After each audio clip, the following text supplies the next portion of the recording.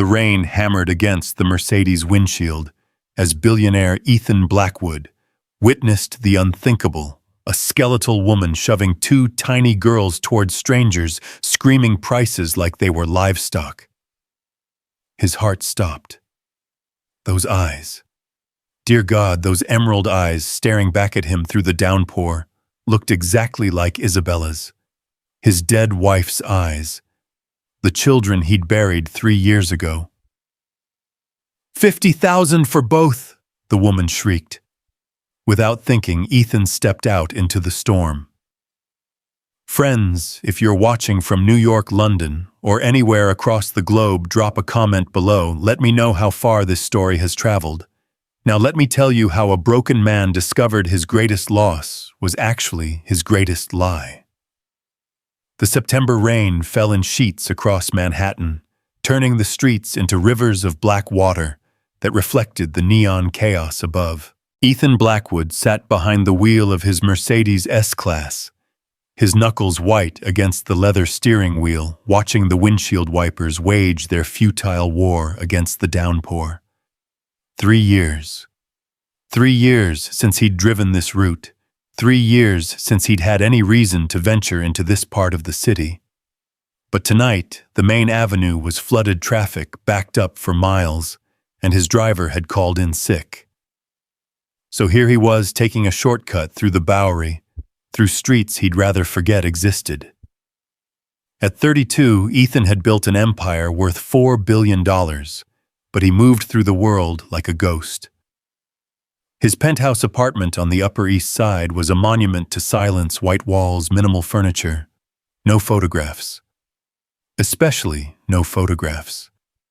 He'd removed them all the night he came home from the hospital, the night Isabella's heart stopped beating, taking with it the 2 tiny hearts that had barely begun. "Damn this rain," he muttered, slowing to navigate a particularly deep puddle. The Mercedes headlights cut through the darkness, illuminating figures huddled under awnings and in doorways. This wasn't his world anymore. It had been once briefly, when he'd been young and foolish enough to believe love could exist in his life. When he'd met Isabella at that charity event, her laugh cutting through the pretentious chatter like sunshine through storm clouds. A flash of movement caught his eye. There, under the broken streetlight, near the abandoned textile warehouse, a crowd had gathered. Not unusual for this neighborhood, but something about the scene made him slow down.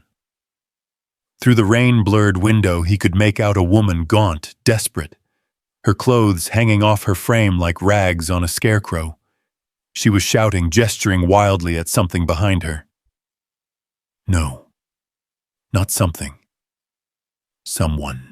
2 small figures stood pressed against the brick wall, so still they might have been statues. Children. Little girls, from what he could tell, though the rain and distance made it hard to be certain. The woman grabbed one of them by the arm, dragging her forward into the circle of onlookers. 50,000! The woman screamed, her voice carrying even through the rain and the Mercedes soundproofing. 50,000 for both good girls, strong girls. They can work, they can clean.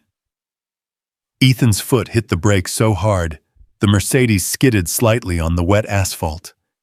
His mind couldn't process what he was seeing. This couldn't be happening. Not in Manhattan, not in 2024, but there it was, playing out like some Dickensian nightmare, a woman trying to sell children on a street corner. The crowd seemed equally shocked. Some were backing away, pulling out phones to call the police, he hoped. Others pressed closer, and the predatory interest in some of their faces made Ethan's stomach turn. One man, heavy-set with a face like spoiled meat, was already reaching for his wallet. 30,000 cash, the man said, his voice carrying an accent Ethan couldn't place. For the smaller one. Both or nothing, the woman shrieked. They're a package deal, sisters, Osh. Sisters. The word hit Ethan like a physical blow. He was out of the car before he'd made a conscious decision to move the rain immediately soaking through his $3,000 suit.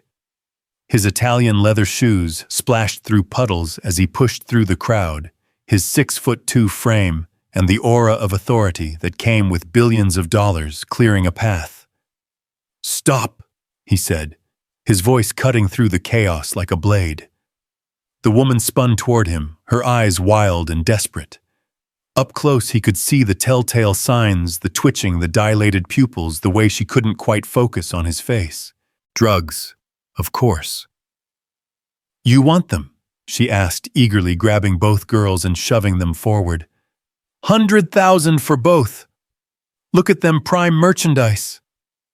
The girls stumbled forward, and for the first time Ethan got a clear look at them. His heart stopped. They were twins, maybe 6 or 7 years old, though malnutrition made it hard to tell. Their clothes were little more than rags hanging off frames so thin he could count their ribs even through the fabric.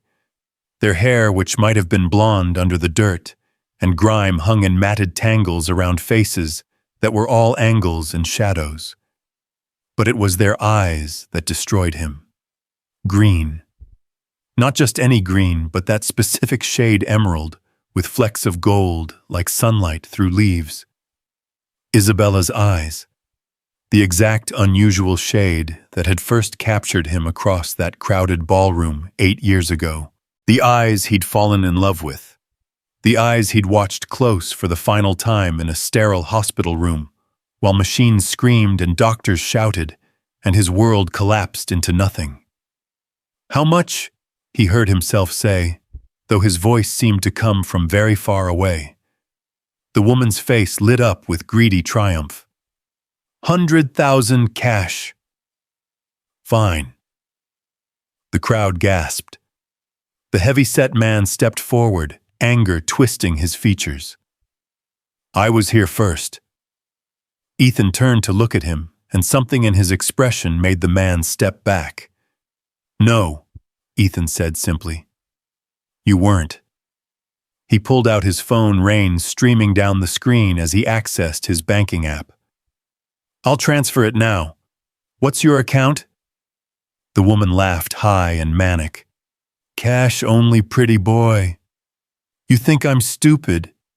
The nearest ATM has a 10,000 daily limit." Ethan said, his voice steady despite the chaos in his chest. "It would take me 10 days to get that much cash." "Then no deal." The woman grabbed the girls again, yanking them back. One of them, the smaller one, whimpered, and the sound cut through Ethan like glass. "Wait." He reached into his jacket, pulling out his wallet. He always carried cash, a habit from his early days when deals were made in back rooms and handshakes. "I have 30,000 on me. And..."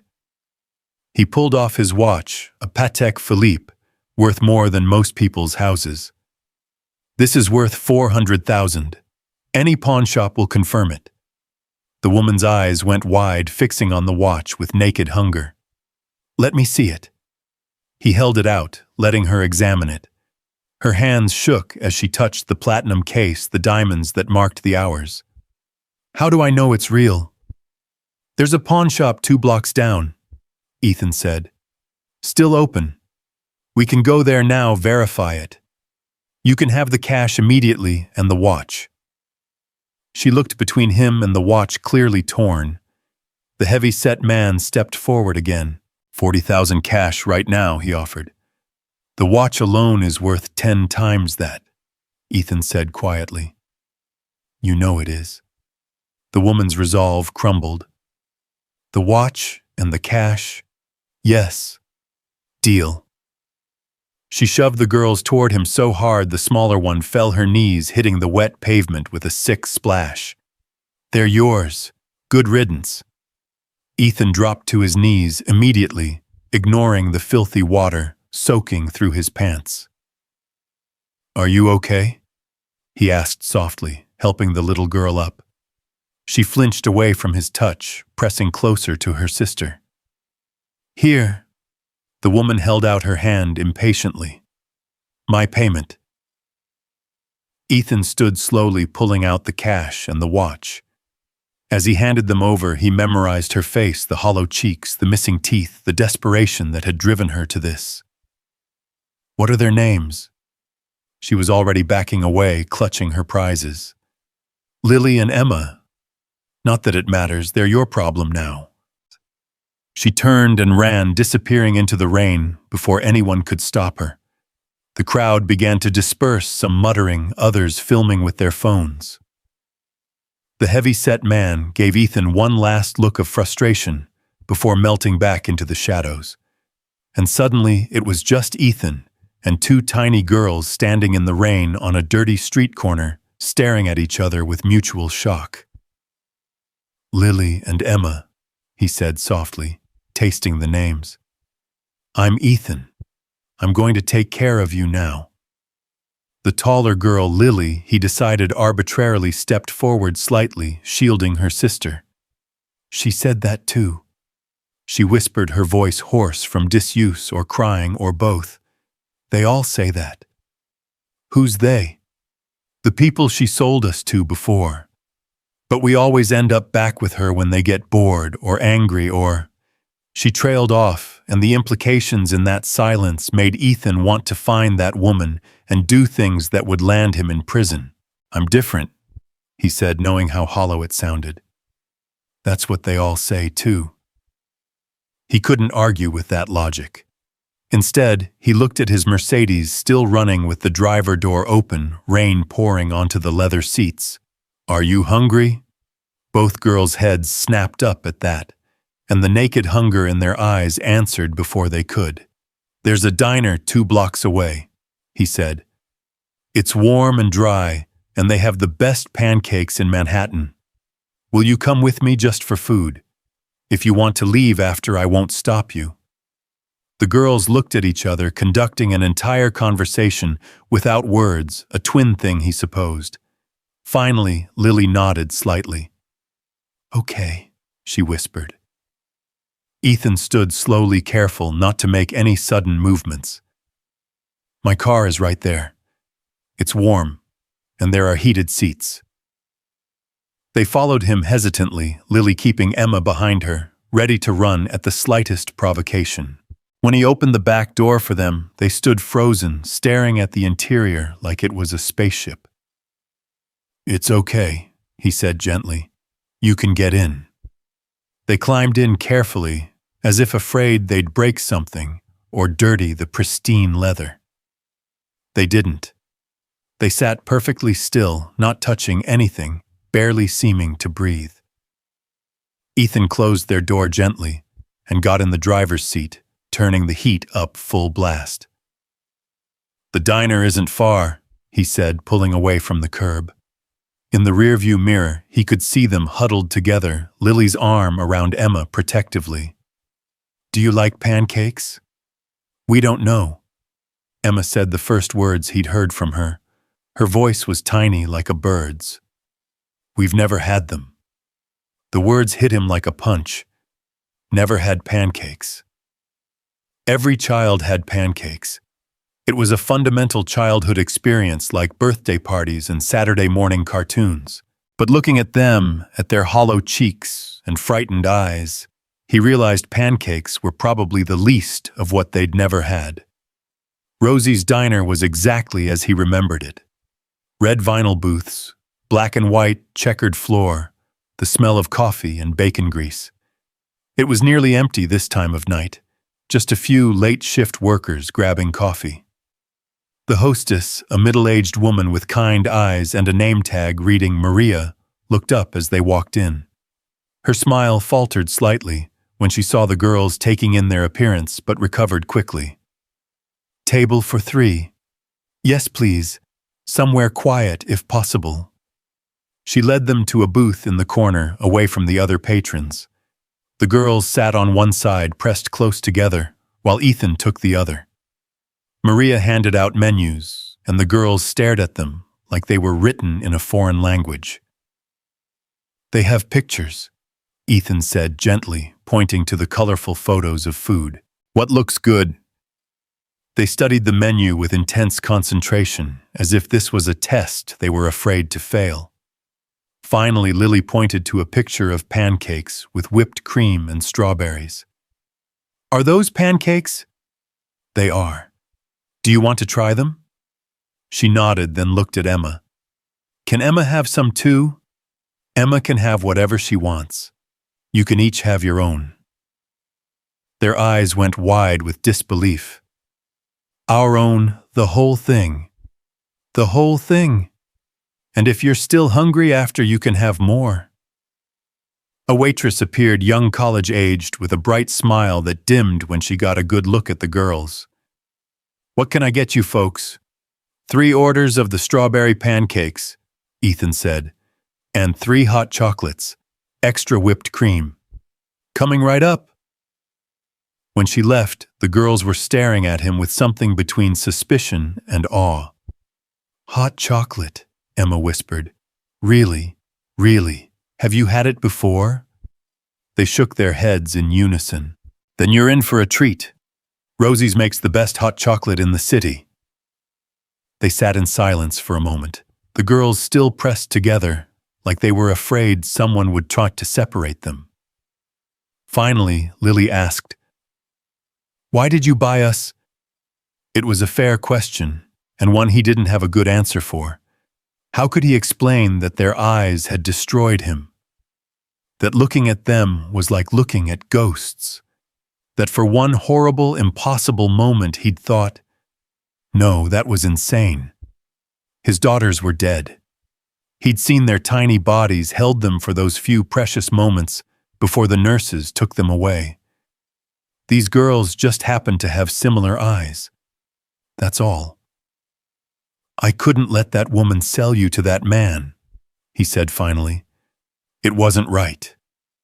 But you bought us too, Emma pointed out with a child's brutal logic. Yes, I did. And I'm sorry for that. You're not property to be bought or sold. You're children. You deserve better. Everyone says we deserve better, Lily said flatly. But no one ever does better. Before he could respond, the hot chocolates arrived. The girls stared at the tall glasses topped with mountains of whipped cream and chocolate drizzle like they were made of gold. Go ahead, Ethan encouraged. Try it. Emma picked up her mug carefully with both hands, taking a tiny sip. Her eyes went wide, and for the first time since he'd seen them, something like joy flickered across her face. It's warm, she whispered, and sweet. That's the idea. They drank their hot chocolate, slowly savoring each sip like it might be their last. When the pancakes arrived, 3 plates piled high with fluffy pancakes, strawberries, and whipped cream, they actually gasped. This is all for us, Lily asked. All for you. They ate like they were starving, which they probably were, but with a strange delicacy, cutting small bites and chewing carefully, like they'd been punished for eating too fast or too messily before. Ethan made a mental note to add that to the growing list of things that made him want to commit violence. So, he said carefully, when they'd slowed down a bit. How long were you with that woman? The girls exchanged another look. She's our stepmother, Lily said finally. Our dad married her after our mom died. And your dad, he died too. Car accident, 6 months ago. I'm sorry. Lily shrugged, a gesture too world-weary for such small shoulders. He wasn't nice anyway. Neither was she. But at least when he was alive, she pretended to take care of us. And after he died, she said we were too expensive, that she couldn't afford to feed us. So she started... Lily trailed off, but he could fill in the blanks. Started selling them. Renting them out, using them. How many times? He asked quietly. 4, but we always ended up back with her, either because we ran away or because, another meaningful silence. You don't have to go back to her, Ethan said firmly. Ever. That's what the last man said too. But when Emma got sick and wouldn't stop crying, he brought us back. I'm not him. How do we know that? He didn't have an answer that would satisfy them. Trust was earned, not declared. You don't, he admitted. But I promise you this, you'll never be hungry with me. You'll never be cold. And you'll never sold again.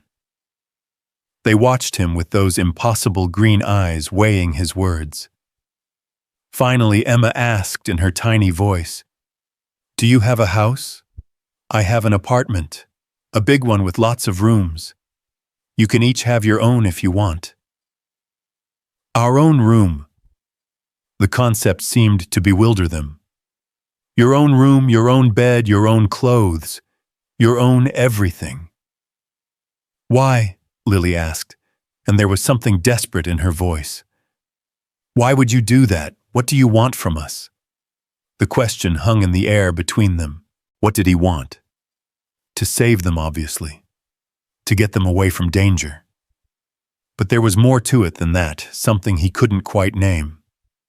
Something about those eyes, about the way they looked at him, like Isabella used to when she was afraid, but trying to be brave.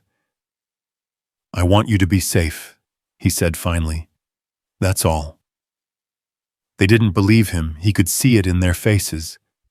But they were tired and full for perhaps the first time in months, and the fight was going out of them. Can we? Emma started, then stopped. What is it? Can we take the rest with us, the pancakes, in case he changed his mind? In case this was all a trick? In case they needed to run and wouldn't have food? Of course. He flagged down the waitress. Can we get to-go boxes, and actually, can you add 2 more orders of pancakes to go, and some sandwiches, and soup? The waitress looked confused but nodded. Sure thing. And when she brought the bags of food, the girls clutched them like treasures. Ethan paid the check, leaving a $100 tip that made the waitress's eyes widen, and they headed back to the car. The rain had slowed to a drizzle, the city lights reflecting in the puddles like fallen stars. The girls climbed into the back seat with their bags of food still moving, like they expected someone to stop them. My apartment isn't far, Ethan said, starting the car. 15 minutes. They didn't respond, just sat holding their food and each other. He drove in silence, hyper-aware of their presence, of the way they seemed to take up so much space despite being so small. Every few seconds he found himself checking the rearview mirror, making sure they were still there, still real. The parking garage of his building was brightly lit and clean, all white walls and security cameras. The girls looked around with wide eyes as he parked in his designated spot. This is where you live? Lily asked. Yes, the apartment is upstairs. They followed him to the elevator, still clutching their food bags. When the doors opened directly into his penthouse, one of the perks of owning the top 3 floors, they froze. The apartment was exactly as he'd left it that morning, pristine, minimalist cold. White walls, white furniture, floor-to-ceiling windows showing the glittering city below. It looked like a museum, not a home. This is all yours, Emma whispered. Yes. It's so big. It was big. Too big for one person, which was precisely why he'd bought it. All that space meant he never felt like the walls were closing in, never felt trapped, the way he had in the hospital room while Isabella... Come on, he said, pushing the memory away. Let me show you where you can sleep. He led them down the hallway to the guest wing, opening the first door. The room was as impersonal as the rest of the apartment, king-sized bed, with white linens, empty dresser, bare walls. This can be one of your rooms, he said. They stood in the doorway, not entering. One of us. You can share if you prefer, or you can each have your own, whatever makes you feel safer. Together, they said in unison. Together it is. They entered the room cautiously, still carrying their food bags. Emma set hers carefully on the dresser, while Lily tested the bed with one hand, pressing down on the mattress like she'd never felt one before. "It's soft," she said, wonder in her voice. "Too soft, I can get a firmer one." "No." She jerked her hand back. "No, it's perfect. I've just never slept in a real bed." The realization hit him like a slap. "The bathroom is through there," he said, pointing to the ensuite. "There are towels, soap, shampoo, everything you need." They peered into the bathroom and Emma actually gasped. "It's so clean. You can take baths or showers whenever you want. Hot water as much as you need." "Whenever we want?" Lily's skepticism was sharp. "Even at night. Even at night. Even at 3 in the morning. Whenever." They exchanged another of their silent conversations. Finally, Lily asked, Can we take one now?" "Of course. Do you need help?" "No," Lily said quickly, stepping in front of Emma protectively.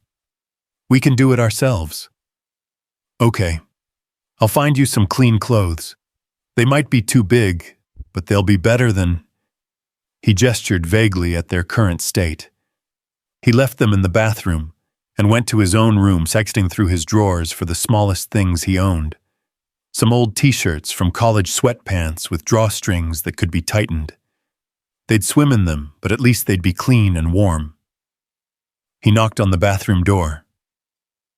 "I'm leaving clothes outside." "Okay," came Lily's muffled voice. He could hear water running low voices. They were talking to each other, planning, probably. Deciding whether to trust him, whether to run. He wouldn't stop them if they tried. How could he? They'd been bought and sold, traded like property. They had every right to run. He went to the kitchen and put on coffee, needing something to do with his hands. His phone buzzed, work emails, meeting reminders, the constant demands of running a multi-billion-dollar empire. He ignored them all. Nothing seemed important compared to the 2 small girls currently using his guest bathroom. Isabella would have known what to do. She'd always been better with people, especially children. At the charity events they'd attended, she'd always gravitated toward the kids playing games, telling stories, making them laugh. She'd been so excited when she found out she was pregnant. Twins, the doctor had said, identical girls. She'd immediately started planning names, nursery designs, which schools they'd attend. Lily and Emma. Common names, popular names. The same names Isabella had chosen for their daughters. He set the coffee mug down so hard it cracked. No, it was a coincidence. Had to be. Lily and Emma were in the top 10 baby names for the past decade. The eyes were just a genetic quirk. His daughters were dead. He'd seen them, held them for those few seconds before. The bathroom door opened, interrupting his spiral. The girls emerged, drowning in his clothes, but clean, their hair wet and tangled, but no longer matted with dirt. And without the grime obscuring their features, the resemblance was even more pronounced. Not just the eyes, the shape of their faces, heart-shaped like Isabella's. The way Lily tilted her head when she was thinking. The way Emma bit her lower lip when she was nervous. Little gestures, mannerisms that were so familiar, they made his chest ache. "Better?" he asked, his voice rougher than intended. They nodded. "Thank you," Emma whispered. "Are you tired?" They nodded again, but didn't move toward the bedroom. "You're safe here," he said gently. "I'll be just down the hall if you need anything. There's a lock on your door if that makes you feel better. You can lock it from the inside." "Really?" Lily's eyes widened. "Really?"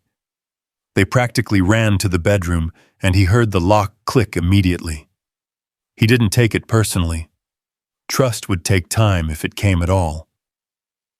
He spent the rest of the night in his study laptop, open, but not really working. Every little sound made him look up, listening for footsteps, for crying, for any sign they needed help. But the apartment remained silent. At 3 a.m., he finally gave in to the urge and pulled up his laptop, fingers hovering over the keyboard. It would be so easy to check. A few searches, some database queries, find out who these girls really were, where they came from. But what would be the point? His daughters were dead. These were just two unfortunate children who happened to share some features with his late wife. To think otherwise was madness, grief-induced delusion. He closed the laptop without searching. At 6 a.m. he heard movement. Soft footsteps in the hallway, whispered voices. He waited, not wanting to startle them, then made deliberate noise as he left his study. They were in the kitchen, standing frozen like deer in headlights. They'd taken some of the leftover pancakes from the fridge and were eating them cold, straight from the container. "You don't have to sneak food," he said gently. "You can eat whenever you're hungry." "We're sorry," Lily said quickly, putting the container back. "We didn't mean to." "No, it's okay. But cold pancakes, we can do better than that. How about I make fresh ones?" "You can cook?" Emma asked, surprised. "A little. Pancakes are about the extent of my expertise, but I'm very good at pancakes." He pulled out ingredients: flour, eggs, milk, vanilla. The girls watched from a safe distance as he mixed the batter, heated the griddle. It was Isabella who'd taught him, actually. She'd insisted he know how to make at least one thing from scratch. "Everyone should know how to make pancakes," she'd said, laughing, as he'd burned the first batch. "What if we have children? You need to be able to make them pancakes on Saturday mornings."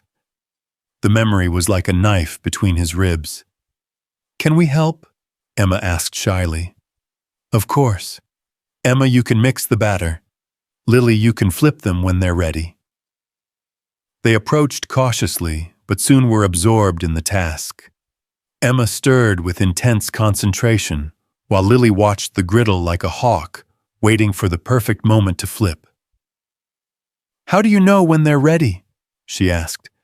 "See the bubbles forming on top? When they pop and don't fill back in, it's time."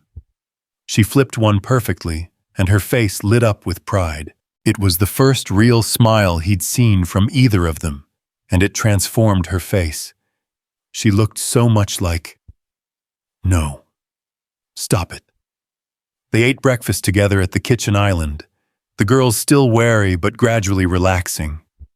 They told him little things they liked drawing. They'd had a cat once, but their stepmother had sold it. They'd never been to school, but Lily had taught Emma to read from newspapers they found. "You can read?" Ethan asked, impressed. "A little," Lily said modestly. "Emma's better at numbers." "I can do math in my head," Emma said proudly. "Even big numbers." "That's amazing. You're both very smart." They blushed at the praise, unused to it. After breakfast, he showed them around the apartment properly. The media room with its massive TV, the library with walls of books they touched reverently, the terrace with its view of Central Park. "This is all yours?" Lily asked again, like she couldn't quite believe it. "It's ours now," he corrected. "You live here too." "For how long?" "For as long as you want." They clearly didn't believe him, but didn't argue. "We need to get you proper clothes," he said, "and shoes, and everything, really." "We don't need," Lily started. "You do. You need clothes that fit, shoes that don't have holes, backpacks, toys." "Toys." Emma's voice was breathless. "Of course, toys. What kind of toys do you like?" They looked at each other, then shrugged. "We don't know." Another thing they'd never had. The list kept growing. "Then we'll get a variety. You can figure out what you like." He ordered everything online, guessing at sizes, choosing things Isabella would have picked: comfortable, practical, but pretty too. Dresses with flowers, leggings with patterns, sparkly shoes that would make any little girl's heart sing. While they waited for the deliveries, he let them explore the apartment. They were drawn to the library, running their fingers along the spines of books with wonder. "Can we read them?" Lily asked. "Every single one if you want." He found them children's books on one of the lower shelves, remnants from when he'd thought he'd need them, bought in a fit of optimistic preparation. They curled up together on the couch, Lily reading aloud to Emma, their voices soft and musical. Watching them, something shifted in his chest. A loosening of the tight bands that had wrapped around his heart for 3 years. Not healing he'd never heal, but something like purpose. The deliveries started arriving that afternoon. Clothes, shoes, toys, art supplies. The girls watched with wide eyes as box after box was brought up. "This is too much," Lily protested. "It's not enough," he countered. "You deserve everything." They tried on clothes, twirling in front of the mirror with shy delight. Emma fell in love with a purple dress covered in butterflies.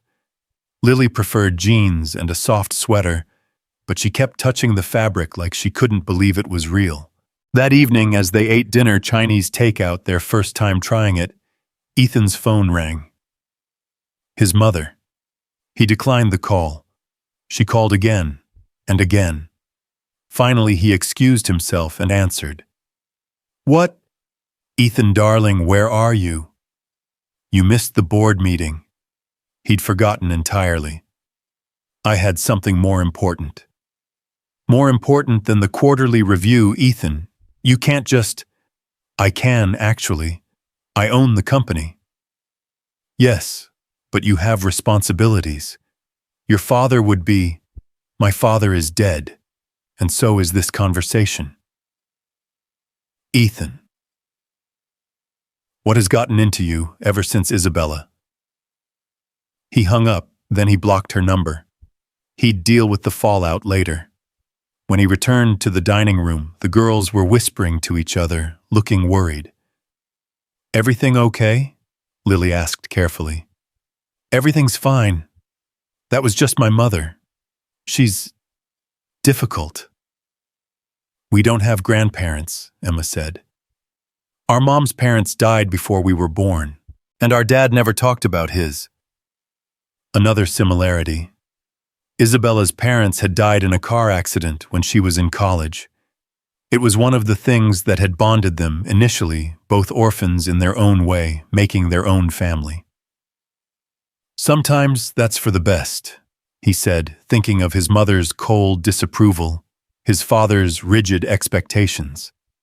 They'd hated Isabella, hated that he'd married beneath his station. They'd only come to the hospital when the twins were born because appearances demanded it. His mother had actually seemed relieved when— "Can I ask you something?" Lily said suddenly. "Anything. Why don't you have any pictures?" The question caught him off guard. "What? Most people have pictures of family friends, but you don't have any." He looked around the apartment, seeing it through their eyes. Sterile. Empty. A mausoleum for the living. "I used to have pictures," he said finally, "but they made me sad, so I put them away." "Why did they make you sad?" How to explain loss to children who'd already lost so much? The people in them went away. "Died. Yes." Emma slipped off her chair and came around to his side, putting her small hand on his arm.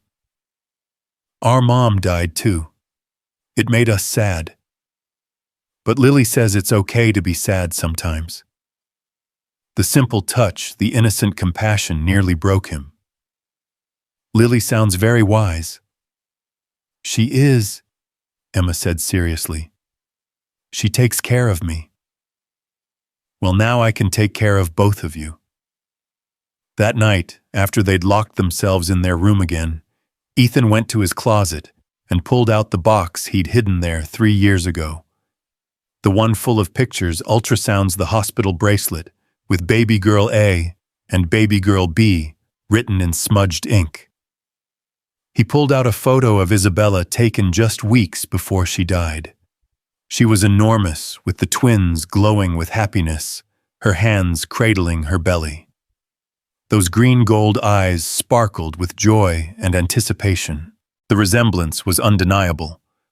But resemblance didn't mean anything. Lots of people had green eyes. Lots of children looked similar.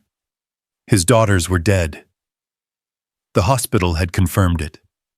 Death certificates had been issued. He'd arranged the funeral himself, though there'd been no viewing. The babies had been too small, too fragile, his mother had said. Better to remember them as possibilities than harsh realities. He put the photo back and closed the box. Over the next few days, a routine developed. Breakfast together, then the girls would read or draw while he worked from home. Lunch, then maybe a movie or a walk in Central Park if they felt brave enough. Dinner, then baths and bed, always with their door locked. They were starting to trust him slowly. Emma would sit next to him on the couch now instead of maintaining careful distance. Lily would ask questions about the books she was reading. They laughed more, though they still flinched at sudden movements or loud noises. On the 5th day, he broached the subject of school. No! Lily's reaction was immediate and fierce. We can't go to school. Why not? Because she'll find us. She always finds us when we go somewhere public.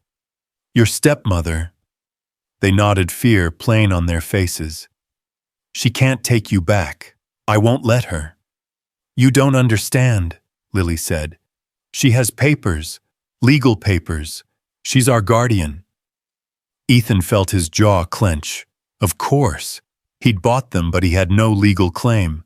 If their stepmother showed up with documentation, the law would be on her side. We'll figure it out, he promised. I know lawyers. Good ones. But he could see they didn't believe him. They'd been let down too many times before. That night he called his lawyer James Morrison, who'd handled his affairs since his father's death. I need you to look into something, he said without preamble. 2 girls, twins, Lily and Emma, about 7 years old. Their stepmother was trying to sell them on the street. Jesus Christ, Ethan. Did you call the police? No, I bought them. Silence. Then you what? I couldn't let them go with the other buyer. You didn't see him, James, so I paid her and took them. Ethan, technically, that could be considered human trafficking. I don't care. These girls need help. I need you to find out everything about them. Who their parents were, who has legal custody, everything. This is dangerous territory. I don't care. Just do it. He gave James what little information he had, first names, approximate ages, the stepmother's description. It wasn't much, but James was good at his job. 3 days later, James called back. I found them, he said. Lily and Emma Chen. Father was David Chen, died 6 months ago in a car accident. Mother was... He paused. This is where it gets strange. What do you mean? Their mother was listed as Sarah Chen, but there's no record of her before her marriage to David. No birth certificate, no social security number before 7 years ago. It's like she appeared out of thin air. Ethan's hand tightened on the phone. What about birth certificates for the girls? Here's the other strange thing. They were born at home, allegedly. Midwife delivery. The midwife who signed the certificates died 2 years later. House fire. That's a lot of coincidences. That's what I thought. Ethan, who are these girls? I don't know, he said honestly, but I'm going to find out. He hired a private investigator, one who specialized in missing children and identity fraud. Meanwhile, life with the girls continued. They were opening up more, telling him stories about their life before. Their father had been cruel when drunk, which was often. Their stepmother had started using drugs almost immediately after his death. They'd been hungry more often than not, cold in the winter, when the heat was shut off for non-payment. But we had each other. Emma said one evening, curled up against her sister. That made it okay. The investigator, a woman named Patricia Wong, came by while the girls were napping. She was small and serious with sharp eyes that missed nothing. "Tell me everything," she said. He did, including his suspicions about their eyes, the names, the resemblance to his late wife. "You think they're your daughters?" she said. It wasn't a question. "It's impossible. My daughters died. I saw them." Did you see what you were told were your daughters?" The question chilled him. The hospital wouldn't lie about something like that. Hospitals are run by people. People can be bribed, threatened, coerced. She studied him. "Who would benefit from your daughters' deaths?" "No one. I mean, my mother wasn't happy about the pregnancy, but she wouldn't." He stopped. "Would she?" His mother was cold, calculating, obsessed with the family legacy. She'd hated Isabella, hated that Ethan had married her, hated the idea of mixed-blood grandchildren, as she'd so charmingly put it, when she'd had too much wine at their engagement party. But to fake their deaths, that was insane. "I'll need DNA samples," Patricia said. "From you and the girls. Hair, saliva, whatever you can get.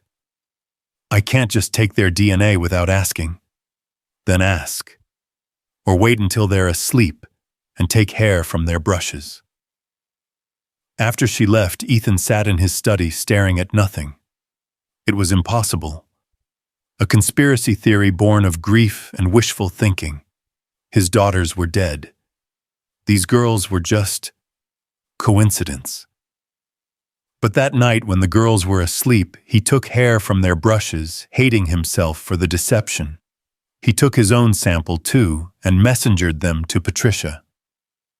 3 days later, she called. "You need to sit down," she said. "Just tell me."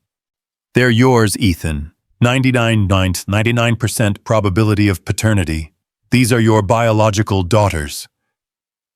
The world tilted. He did sit down hard, missing the chair and ending up on the floor. That's impossible. The DNA doesn't lie. These are your children. But how, why, who would? But he knew. There was only one person with the power, the connections, the cold-blooded calculation to pull this off. "I'm still investigating the how," Patricia said. "But I've found some interesting connections. The midwife who allegedly delivered them, she used to work at the hospital where your wife gave birth. She quit the day after the delivery and moved across the country. 2 years later, she died in that house fire I mentioned. The fire was ruled accidental, but you don't think it was. I think someone was covering their tracks. I also found large deposits in several hospital employees' accounts around that time.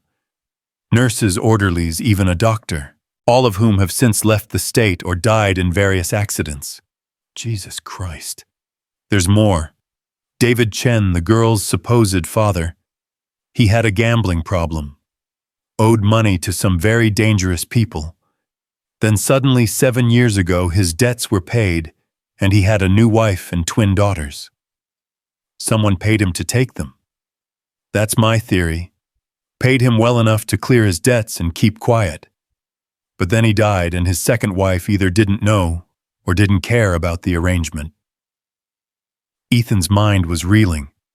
His daughters were alive. Had been alive all this time, living with strangers, suffering abuse and neglect while he mourned them. I need proof. Real proof, not just theories. I'm working on it. But Ethan, be careful. Whoever did this has already killed to keep it secret. If they find out, you know. After she hung up, Ethan sat in the dark for a long time.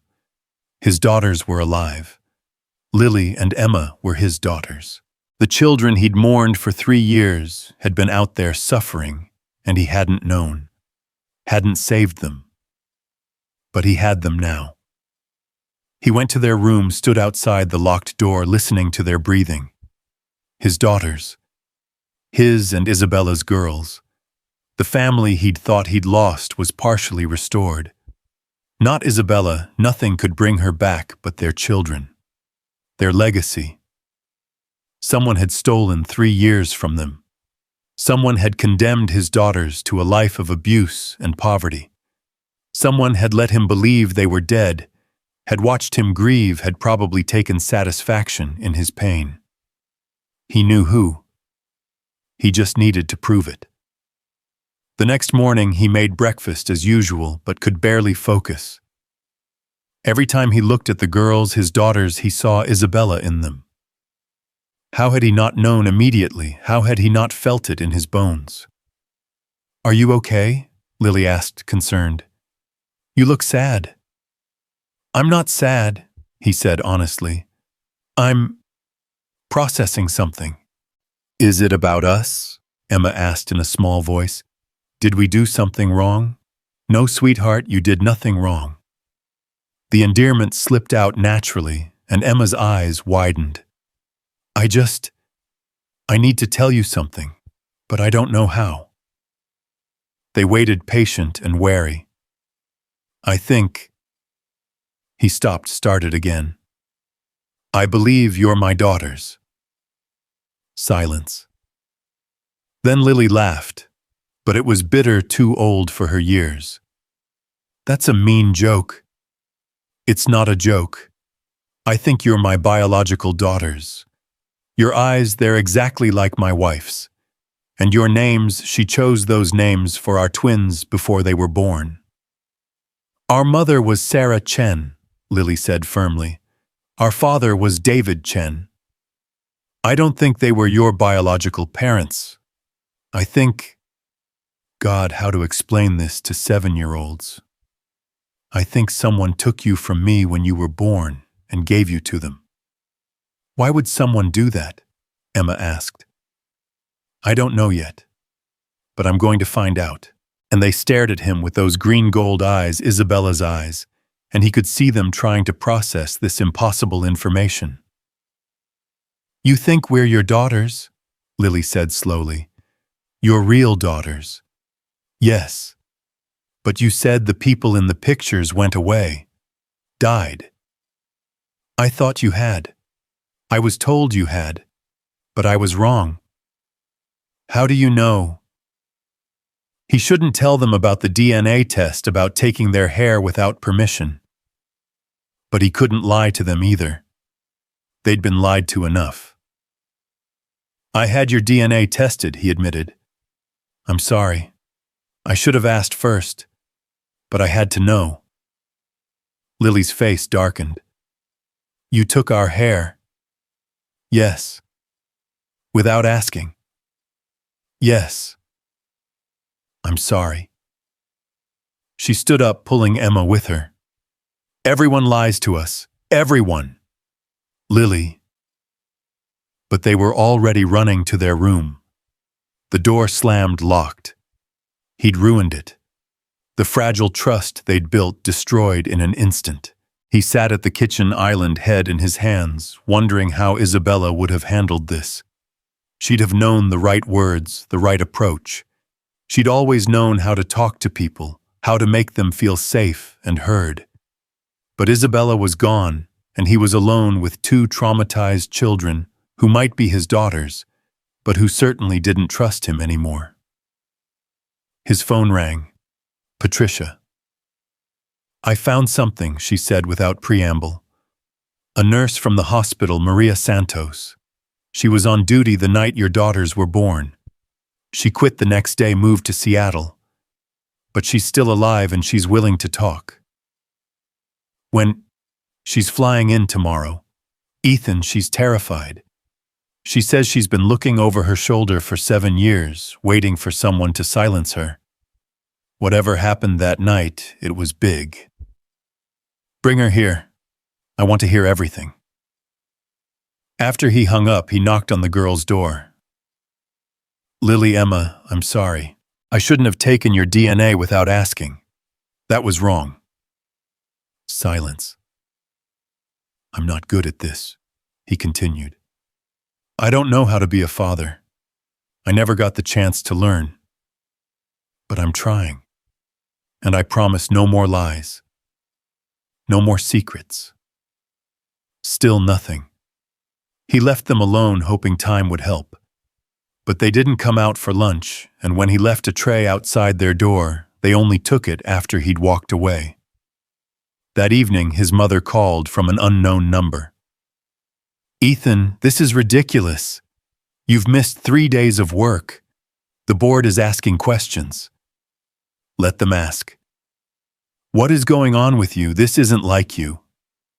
"No," he agreed. "It's not. The old Ethan is dead. He died 3 years ago in a hospital room." "You're being dramatic." "Am I?" "Tell me, Mother, what really happened that night." "What night?" "The night Isabella died. The night my daughters were born." Silence. Then carefully. "You know what happened. The complications, the premature birth. It was tragic." "Was it? Or was it convenient?" "How dare you?" "I have them, Mother." The silence stretched so long, he thought she'd hung up. Then, in a voice he'd never heard from her, she said, "That's impossible. DNA doesn't lie. I have my daughters. The ones you told me were dead." "You don't understand. Then explain it to me. Explain how my children ended up living with strangers. Explain how I buried empty coffins. Explain why you let me grieve for 3 years." "It was for the best," she said, and her voice was cold, again controlled. "Those children would have ruined you. The scandal." "What scandal? Isabella wasn't who you thought she was. Her background, her family. She was an orphan. She was nobody, a gold digger who trapped you with pregnancy. And those children," she paused, "they would have been a constant reminder of your mistake." "My mistake," he repeated, fury building. "Loving my wife was a mistake. Yes, and I fixed it." The admission was so casual, so matter-of-fact, that for a moment he couldn't process it. "You fixed it," he said slowly. "You stole my children. I saved you from a lifetime of regret. You're insane." "I'm practical. Those children would have held you back, kept you tied to that woman's memory. Now you're free to marry properly, have legitimate heirs." He hung up. His hands were shaking so badly he dropped the phone. His own mother. His own mother had stolen his children, had let him believe they were dead, had watched him grieve and done nothing. A sound made him turn. Lily and Emma stood in the hallway, eyes wide. "Was that your mom?" Emma asked. "Yes. She took us." He didn't know how much they'd heard, but there was no point lying. "I think so. Because she didn't like our mother. Because she's a monster," he said flatly. They crept closer, still wary, but drawn by curiosity or perhaps solidarity. "Our dad David, he used to say things," Lily said slowly, "when he was really drunk, about how we weren't really his, about how someone paid him to take us." "I thought he was just being mean," Emma added. "He was always mean when he drank." "But maybe he was telling the truth," Lily concluded. They stood there, the three of them bound by shared betrayal. Finally, Emma asked in her tiny voice, "Are you really our father?" "I think so. I hope so." "Did you want us before, I mean?" The question broke his heart. "More than anything. Your mother and I, we wanted you so much. We had your nursery all ready, 2 cribs with your names on them. Lily's was purple, Emma's was yellow." "I like purple," Emma said softly. "I like yellow," Lily added. Another coincidence or some deep genetic memory. "When they told me you died," Ethan continued, "I thought I'd die too. The only thing worse than losing your mother was losing you too." "What was she like?" Lily asked. Our mother. So he told them. About Isabella's laugh, her kindness, her terrible cooking, but excellent baking. How she'd sing in the shower, how she'd loved rainy days and old movies. How she'd talk to them constantly while pregnant, telling them stories, making plans for their future. She loved you, he said. Even before you were born, she loved you more than anything. How did she die? Emma asked. Complications during birth. She was bleeding and they couldn't stop it. She got to hold you, though, just for a moment. She kissed you both and told you she loved you. Then what happened? Then they took you away. They said you were too small, too sick, that you needed special care, and then they told me you didn't make it. But we did, Lily said. You did. You're survivors, just like your mother always was. That night, for the first time, they didn't lock their door. The next morning arrived with Maria Santos, the nurse Patricia had found. She was a small woman in her 50s with graying hair and hands that trembled as she accepted the coffee Ethan offered. The girls were in the library, close enough to run to if needed, but far enough to give the adults privacy.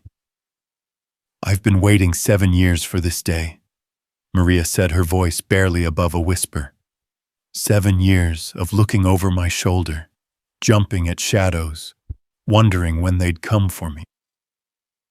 Who are they? Ethan asked, though he suspected he already knew. Your mother, her people, the ones who made it all happen. Maria took a shaky breath. I was the night nurse in the NICU. I loved that job. Loved taking care of those tiny babies. But that night changed everything.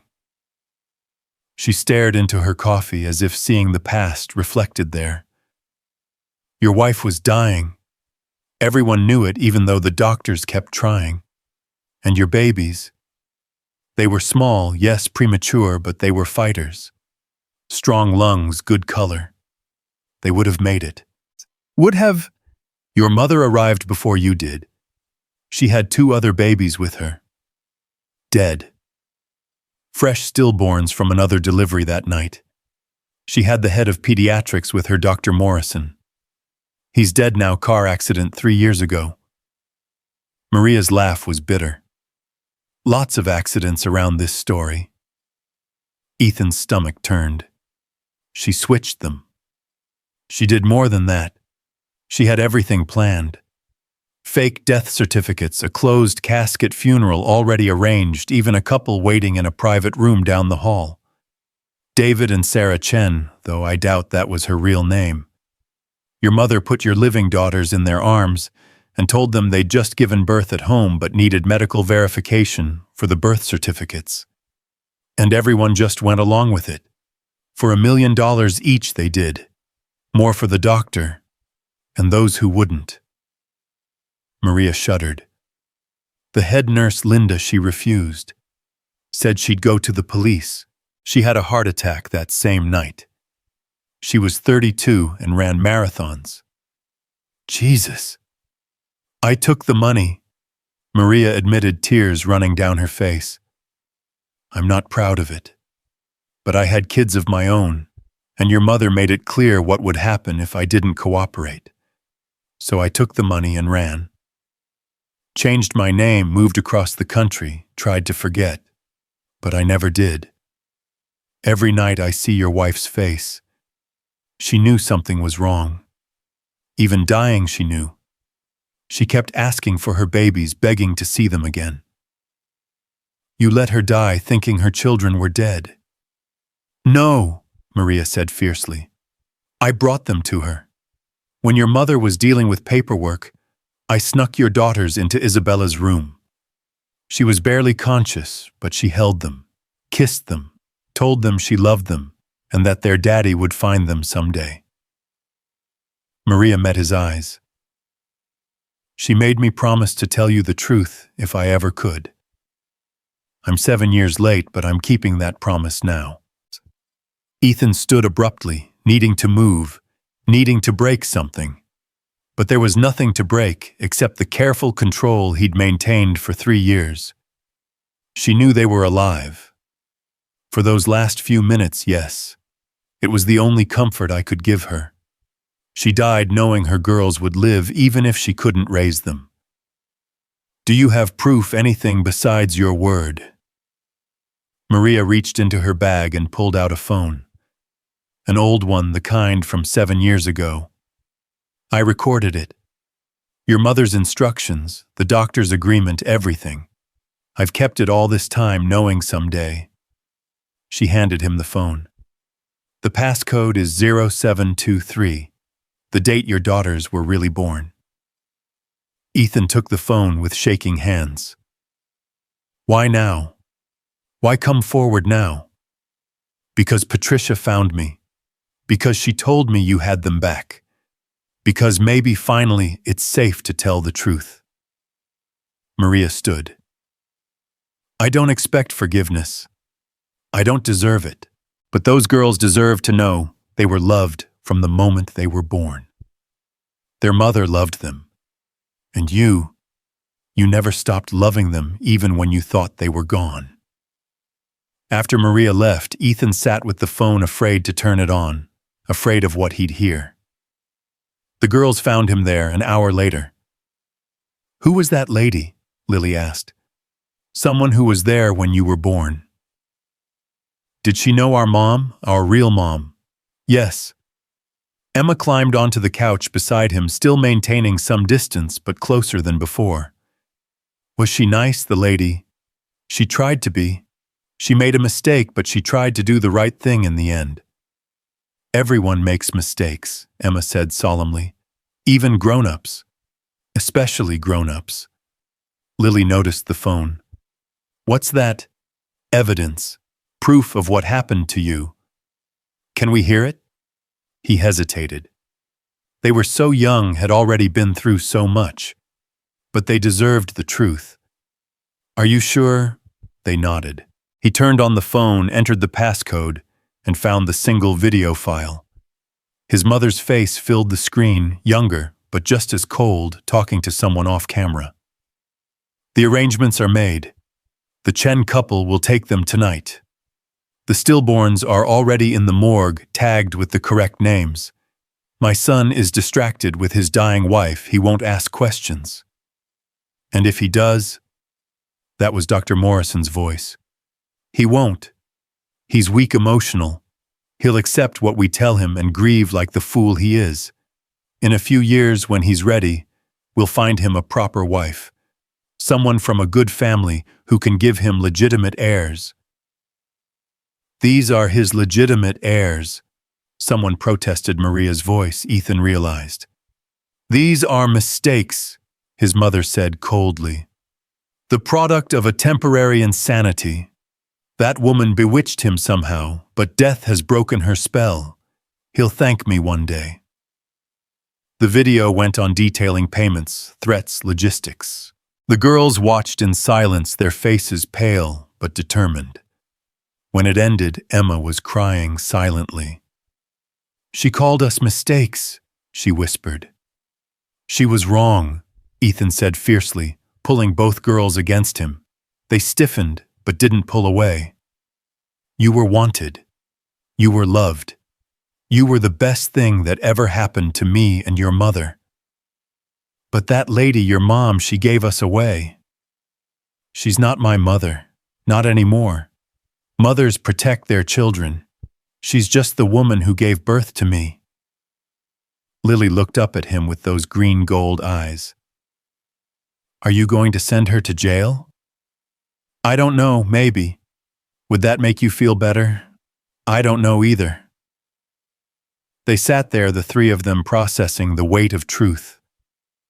Finally, Emma asked, what happens now? Now. Ethan said, we become a real family, if you want to. But we don't know how, Lily said. We don't know how to be daughters. And I don't know how to be a father. But maybe we can learn together. That evening, as he was making dinner, attempting to anyway, While the girls offered helpful but confusing advice, his phone rang. His mother again, from yet another number.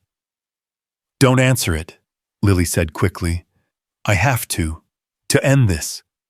He put it on speaker. "What?" "Ethan, we need to discuss this rationally. Come to the house. Alone." "No. Those children, my daughters, they're not equipped for our world. They've been raised in poverty, without education, without breeding. They're brilliant," he interrupted. "Emma can do complex math in her head. Lily taught herself to read from newspapers. They're kind and brave and resilient.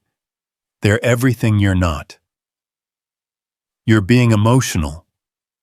"Yes, I am. I'm feeling emotions for the first time in 3 years, and it's wonderful." "Ethan, be reasonable. I can make this all go away. The girls can go to a nice boarding school far away. You can visit. Everyone wins. You want to send them away again? It's for the best.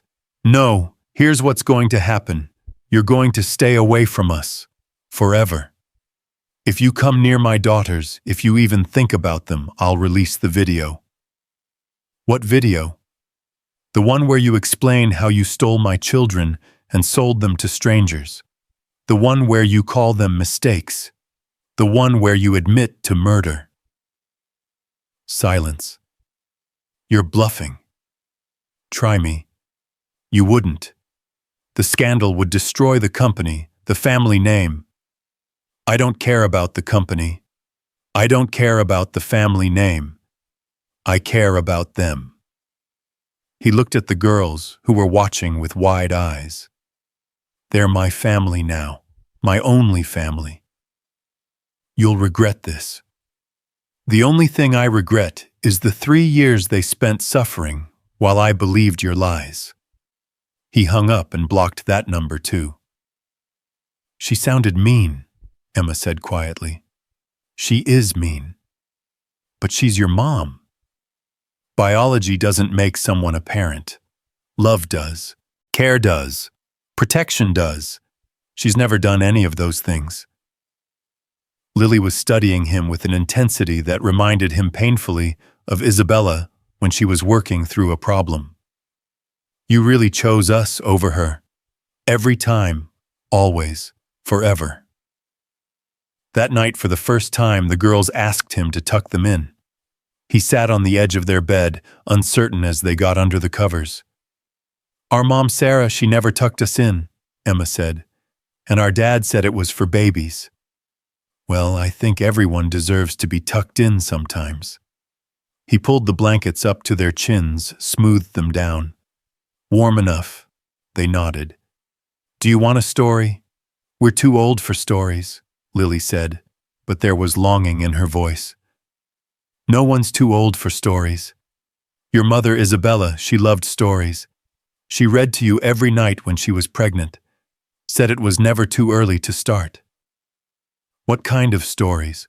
"All kinds. Fairy tales, adventures, mysteries. Her favorite was about 2 princesses who were separated at birth, but found their way back to each other and their kingdom." "Tell us," Emma whispered. So he did, making it up as he went weaving in bits of Isabella's favorite books and movies. The girls listened with rapt attention, and when he finished, they were both nearly asleep.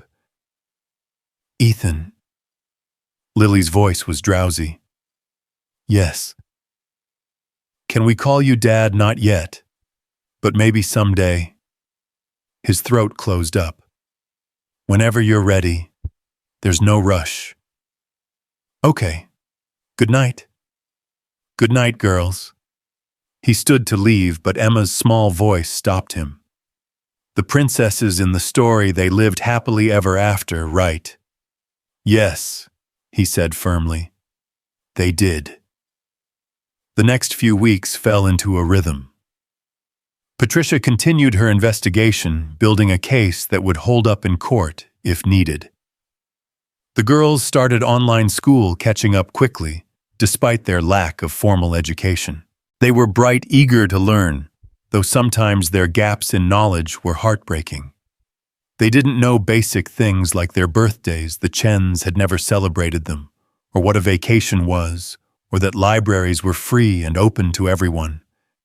But they learned. Oh, how they learned. Lily devoured books like she was making up for lost time, reading everything from picture books to young adult novels. Emma fell in love with mathematics, working through problem sets with an intensity that reminded Ethan of himself at that age. They were still careful, still watchful. They hoarded food in their room, despite his assurances that there would always be more. They flinched at sudden movements. They went silent when anyone raised their voice, even on TV. But slowly, incrementally, they were healing. One afternoon, while the girls were doing schoolwork, Patricia arrived with a thick folder.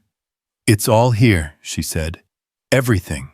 Maria's testimony, the video financial records showing the payments, death certificates for everyone who was involved and died suspiciously. It's enough to bury your mother." "What about getting legal custody of the girls?" "That's trickier. Technically, their stepmother still has custody. But given that she tried to sell them, and we have witnesses, no court would give them back to her. The question is whether you want to go through official channels or we could make her disappear from their lives permanently. New identities for the girls' adoption papers that will hold up in court. Your mother has connections, but so do I. What's best for the girls? Honestly, letting them choose. They're old enough to have an opinion, and they've had too many choices taken from them already." That evening, he presented the options to Lily and Emma. They listened carefully, asked intelligent questions, then retreated to their room to discuss. When they emerged, Lily spoke for both of them. "We want to stay with you, but we want to do it right. Legal. So no one can ever take us away again. That means court. Possibly testifying. Definitely publicity. We know. But hiding feels like running. We're tired of running." So they went through official channels. The custody hearing was set for 6 weeks out. In the meantime, a social worker came to evaluate the home interview. The girls assess Ethan's fitness as a parent. The woman, Mrs. Patterson, was kind but thorough. "They seem happy," she told Ethan after her third visit. "Cautious but happy. That's remarkable given what they've been through. They're remarkable girls. They are. They also clearly love you even if they're not ready to say it yet. I love them too. That's obvious, but love isn't always enough. They'll need therapy support, patience. This won't be easy. Nothing worth doing ever is." Mrs. Patterson smiled. "Isabella would be proud." Ethan's head snapped up. "You knew Isabella. We volunteered at the same shelter years ago. She was luminous, full of life and love. I see her in the girls. So do I. Take care of them, Mr. Blackwood. They deserve it." As the court date approached, Ethan noticed the girls getting more anxious. They stuck closer to him, asked repeatedly about what would happen, had nightmares that left them crying in the dark. "What if the judge says no?" Emma asked one night, crawling into his bed after a particularly bad dream. Lily followed both of them, seeking comfort. "Then we'll appeal, we'll fight. I won't let anyone take you away." "But what if—" "No what ifs, we're a family now. Nothing changes that." "You promise?" "I promise." They curled up against him, one on each side, and for the first time since Isabella died, the bed didn't feel empty. The custody hearing was on a Tuesday. Ethan dressed the girls in the new dresses they'd picked out, purple for Emma, yellow for Lily. A private joke that made them smile. They held his hands as they walked into the courthouse, their grips tight but determined. Their stepmother was there, looking haggard and desperate. She'd been arrested for child endangerment and attempted trafficking, but was out on bail. Her lawyer, clearly public appointed and overwhelmed, made a half-hearted argument about biological rights and second chances. Then Maria Santos testified, telling the whole story again, this time under oath. The video was played. Financial records were presented. The judge's face grew stonier with each revelation. When it was the girls' turn to speak, they did so clearly and simply. "We want to stay with our dad," Lily said. "He takes care of us," Emma added. "He makes us pancakes and reads us stories and makes sure we're warm and have enough food." "He loves us," they said in unison. The judge's decision was swift and decisive. Full custody to Ethan, the adoption process to begin immediately. Their stepmother's rights were terminated, and she was remanded to custody pending trial. As they left the courthouse, Ethan's mother was waiting by the car. "Stay behind me," he told the girls, but they were already pressed against his legs. "Ethan," she said, and for the first time in his life she looked old. "Please, let me explain." "There's nothing to explain. You stole my children. You let me think they were dead. I was protecting you, protecting the family legacy. They are my legacy." She looked at the girls, then really looked at them, and something flickered in her eyes. Regret or just calculation? "They do look like her," she said quietly. "Yes, they do.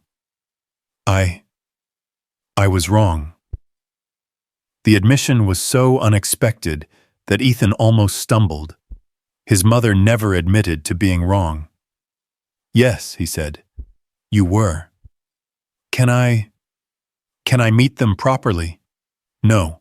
And the word was firm, final. "You had your chance. You chose cruelty. Now live with it." He guided the girls around her to the car. As they drove away, Emma asked, "Was that really your mom?" "Biologically, yes." She looked sad. "Maybe she is, but sad doesn't erase what she did." "No," Lily agreed. "It doesn't." That night they celebrated with pizza and ice cream, the girls' choice. As they sat around the dining table, cheese stringing from their slices, Emma suddenly said, "Dad." Ethan froze. It was the first time. He looked at her and she was smiling shyly. "Yes. Can we have pizza every Tuesday?" "We can have pizza whenever you want." "But especially Tuesdays," Lily added, and she too said, "Right, Dad, right." He managed his voice thick. "Especially Tuesdays." Later, after the girls were asleep, Ethan stood in Isabella's old studio. He'd kept it locked for 3 years, unable to enter or clear it out. But tonight felt like the right time. He opened the door and was hit by the faint scent of her perfume oils and canvas and jasmine. Her paintings were still there, landscapes and portraits and abstracts full of color and life. But in the corner, covered by a sheet, was one he'd never seen. He pulled the cover off and gasped. It was the girls. Not as babies, but as children, maybe 6 or 7 years old. They were sitting in a garden surrounded by flowers, smiling and holding hands. Isabella had painted them as she'd imagined they'd look, and she'd been almost exactly right. The same heart-shaped faces, the same green-gold eyes, the same gentle spirits shining through. At the bottom, in her looping handwriting, she'd written, "Lily and Emma, my loves, my lights, someday." Ethan sank to his knees, clutching the painting. She'd known. Somehow, impossibly, she'd known they'd survive. Or maybe she'd just hoped, painted her hope into reality, left him this gift for when he found them. "I found them, Isabella," he whispered to the empty room. "I found our girls." The next morning, he hung the painting in the living room. When the girls saw it, they stopped in their tracks. "Is that us?" Emma breathed. "Your mother painted it, before you were born. She imagined what you'd look like." "She got it right," Lily said wonderingly. How did she know? Love, Ethan said simply. Love knows. They stood together looking at the painting, and for the first time since that terrible night 3 years ago, Ethan felt something like peace. Not complete, there would always be an Isabella-shaped hole in his heart, but manageable, livable. Dad, Lily said, and he'd never get tired of hearing that word. Can you tell us more about her, about Mom? So he did. He told them about the woman who'd loved them before they were born, who'd painted their future, who'd died knowing they'd live. He told them about her laugh, her dreams, her terrible cooking, but excellent baking. He told them they had her eyes, her spirit, her strength. And as he talked, as the girls listened with rapt attention, he could almost feel Isabella there with them. Not a ghost, not a haunting, but a presence. A love so strong that even death couldn't diminish it. They were a family, broken in places, scarred, imperfect. But theirs. And that was enough. More than enough. It was everything. The weeks following the custody hearing brought a strange normalcy that none of them quite knew how to navigate.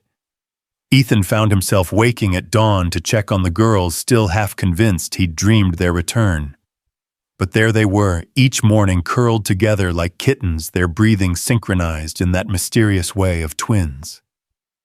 Sometimes Emma's hand would be extended toward the door, as if reaching for him even in sleep. It was on one of these mornings, as autumn rain drummed against the windows, that his phone buzzed with an unknown number. He almost ignored it, but something made him answer. Mr. Blackwood, the voice was elderly, refined, and somehow familiar. My name is Margaret Chen. I was David Chen's mother. Ethan's grip tightened on the phone. What do you want? To meet my granddaughters, my real granddaughters for the first time. They're not... Please let me finish. I know the truth. I've always known.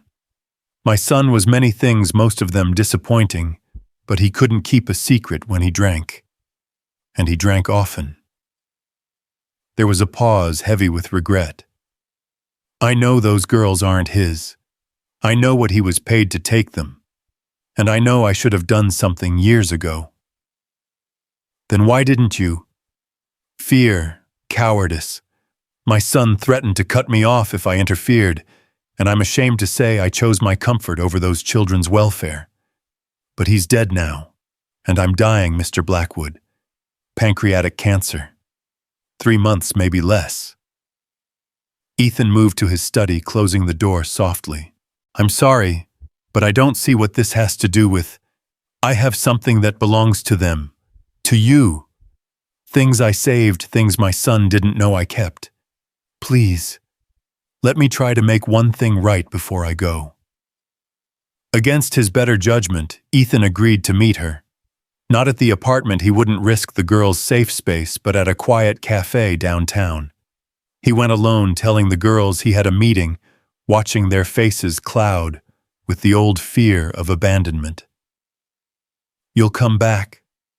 Emma asked, her voice small. Always, he promised. Always. Margaret Chen was a small woman, expensively dressed, but frail, her hands trembling slightly as she lifted her tea. She had intelligent eyes that assessed him carefully before she spoke. You look like your father, she said. I met him once years ago at a charity function. He was formidable. He was a bastard. That too. She smiled slightly. But you're not him. I've done my research, Mr. Blackwood. You're a good man. The girls are lucky. What do you have for them? She reached into her bag and pulled out a worn manila envelope. The night my son brought them home, there was a bag. Hospital things. He was supposed to destroy it, but he was drunk and forgot. I found it, hid it. I don't know why. Perhaps God was working through me, preparing for this moment. Ethan opened the envelope with shaking hands. Inside were two tiny hospital bracelets, baby girl A. Blackwood and baby girl B. Blackwood. There were footprints on cards impossibly small, and photographs. Isabella holding them, her face pale but radiant, kissing each tiny forehead. "How?" he whispered. "The nurse, Maria Santos. She took them, gave them to the couple who was supposed to take the girls. A kindness, I think. So they'd have something. My son never knew they existed." Ethan stared at the photos at Isabella's last moments with their daughters. She looked so happy despite her exhaustion, so complete with a baby in each arm. In one photo she was whispering to them, and he knew without hearing that she was telling them she loved them. "There's more," Margaret said. "I've been watching them, you know, from afar. When my son would leave them alone, which was often, I'd sneak by with food, leave it on the doorstep. When their stepmother started using drugs, I called CPS anonymously, but nothing came of it. I should have done more." "Yes," Ethan said flatly. "You should have. I know, but I can do something now. I have money, Mr. Blackwood. Not your kind of money, but substantial. I want to leave it to them, a trust fund, for college, for life, for whatever they need. They don't need money, they need family. Then let me be that for whatever time I have left. Please, I'm not asking to be their grandmother, I haven't earned that. But perhaps a friend, someone who knew them when they were small, who can tell them they were always loved, even if imperfectly." Ethan studied her, this dying woman carrying 7 years of guilt. "I'll ask them. It's their choice. That's all I can ask." When he returned home, the girls were at the window watching for his car. They ran to him when he walked in, and he caught them both lifting them despite their 7-year-old dignity. "You came back," Emma breathed against his neck. "I told you I would." "People don't always do what they say," Lily pointed out, but she was clinging just as tightly. He set them down gently. "I have something to show you, and someone to tell you about." They sat on the couch, the girls pressed against his sides, as he showed them the hospital bracelets, the photos. Emma traced Isabella's face with one small finger, tears streaming silently down her cheeks. "She's beautiful," she whispered. "She was," Ethan agreed, "inside and out." "She looks happy," Lily observed, "even though she was dying. She was happy because she had you. You were her miracle." He told them about Margaret Chen, then watched their faces process this information. Another grandmother figure, another potential betrayal or salvation. "She wants to meet us?" Lily asked, suspicion sharp in her voice. "Yes, but only if you want to. There's no pressure." The girls looked at each other, conducting another of their silent conversations. Finally, Emma said, "We should meet her. People should get to say sorry before they die." The wisdom in that small voice broke his heart. "You're right. People should." They met Margaret at the same cafe the next day. The girls dressed carefully, Emma in her purple dress, Lily in yellow pants and a soft sweater. They held Ethan's hands tightly as they walked in, but when they saw Margaret, small, frail, obviously sick, some of their fear melted into curiosity. "You're so beautiful," Margaret said, tears in her eyes. "Both of you. I remember when you were babies, so tiny I could hold you both at once." "You held us?" Emma asked. "Just once. The night you came to my son's house.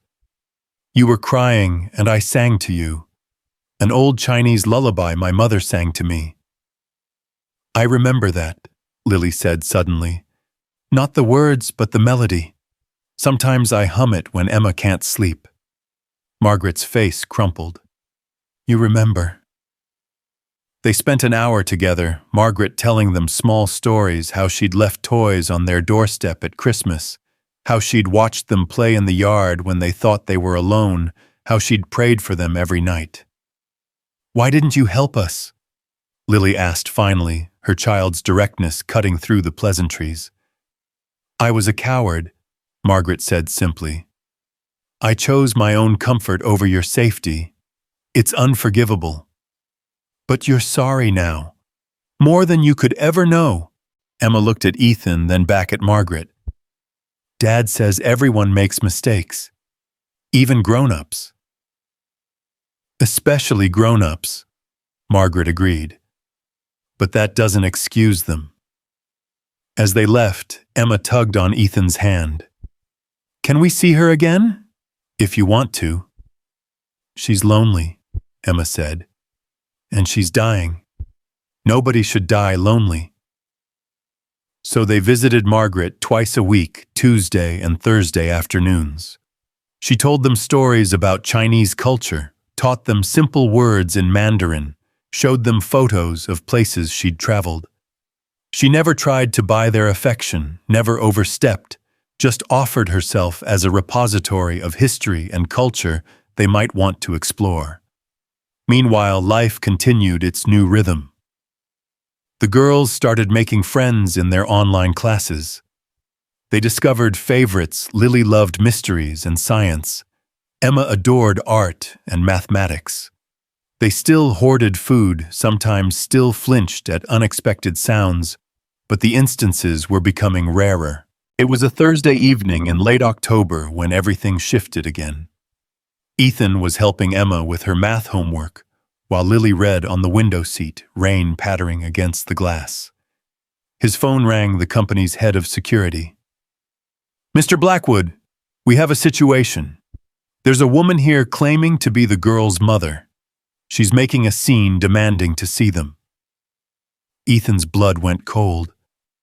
"Sarah Chen." "No, sir. She says her name is Rebecca Torres. She has documentation, DNA tests. Sir, I think you need to see this. Keep her there. I'm coming." He called Patricia immediately, then Mrs. Patterson, the social worker. He didn't want to leave the girls, but they couldn't come with him. Finally, he called Margaret, who came despite her weakness. "There's an emergency," he told the girls. "Margaret's going to stay with you." "Where are you going?" Lily demanded, fear sharp in her voice. "To handle something. I'll be back soon." "Is it about us?" Emma asked. "Is someone trying to take us?" He knelt before them, taking their hands. "No one is taking you anywhere. You're mine legally and forever. This is just a complication." What kind of complication? He couldn't lie to them. They'd been lied to enough. Someone claiming to be your biological mother. The girls went white. "But she's dead," Lily said. "Isabella is dead." "I know. This is someone else. Someone confused or lying. I'm going to sort it out." They clung to him, and it took all his strength to leave them, even with Margaret there. But he had to know, had to face whatever this was. The woman in his office lobby looked nothing like Isabella. She was tall where Isabella had been petite, sharp-featured, where Isabella had been soft, harsh, where Isabella had been gentle. But she held herself with a desperate determination that made him pause. "Mr. Blackwood," she said. "I'm Rebecca Torres. I'm the girl's biological mother. Isabella Blackwood was their mother. No, Isabella Blackwood was my sister." The world tilted. Ethan grabbed the nearest chair, his legs suddenly unable to support him. "That's impossible. Isabella didn't have a sister." "Isabella didn't exist until 8 years ago," Rebecca said. "Her name was Maria Torres, my younger sister, and she stole my life, my identity, and apparently my children." Patricia arrived then, along with Mrs. Patterson and James Morrison. They moved to a conference room where Rebecca laid out her story with the mechanical precision of someone who'd rehearsed it 1,000 times. 8 years ago, I was engaged to a wealthy man, pregnant with twins. Maria Isabella was always jealous. She wanted my life, my fiancé, everything. The night I went into labor, she was supposed to drive me to the hospital. Instead, she took me to a private clinic. I was drugged. When I woke up, she told me the babies had died. She showed me death certificates, everything. That's an incredible story, James said skeptically. It's the truth. Rebecca pulled out a thick folder. I hired investigators. It took years, but I traced her. She changed her name, created a new identity, moved here. Met you. She looked at Ethan. Married you, and somehow had my daughters. The girls are mine, Ethan said firmly. DNA tests confirm it. Then test me, Rebecca challenged. Test my DNA against theirs. Why now? Patricia asked. Why come forward now? Because I just found out they're alive. I've been searching for Maria for years, but she covered her tracks well. It wasn't until the custody hearing made the news that I saw their pictures. I knew immediately. They looked just like I did at that age. Ethan studied her, looking for signs of deception, but all he saw was pain, desperation, and a terrible hope. Even if what you're saying is true, he said carefully, Isabella gave birth to them. I was there. No, Rebecca said.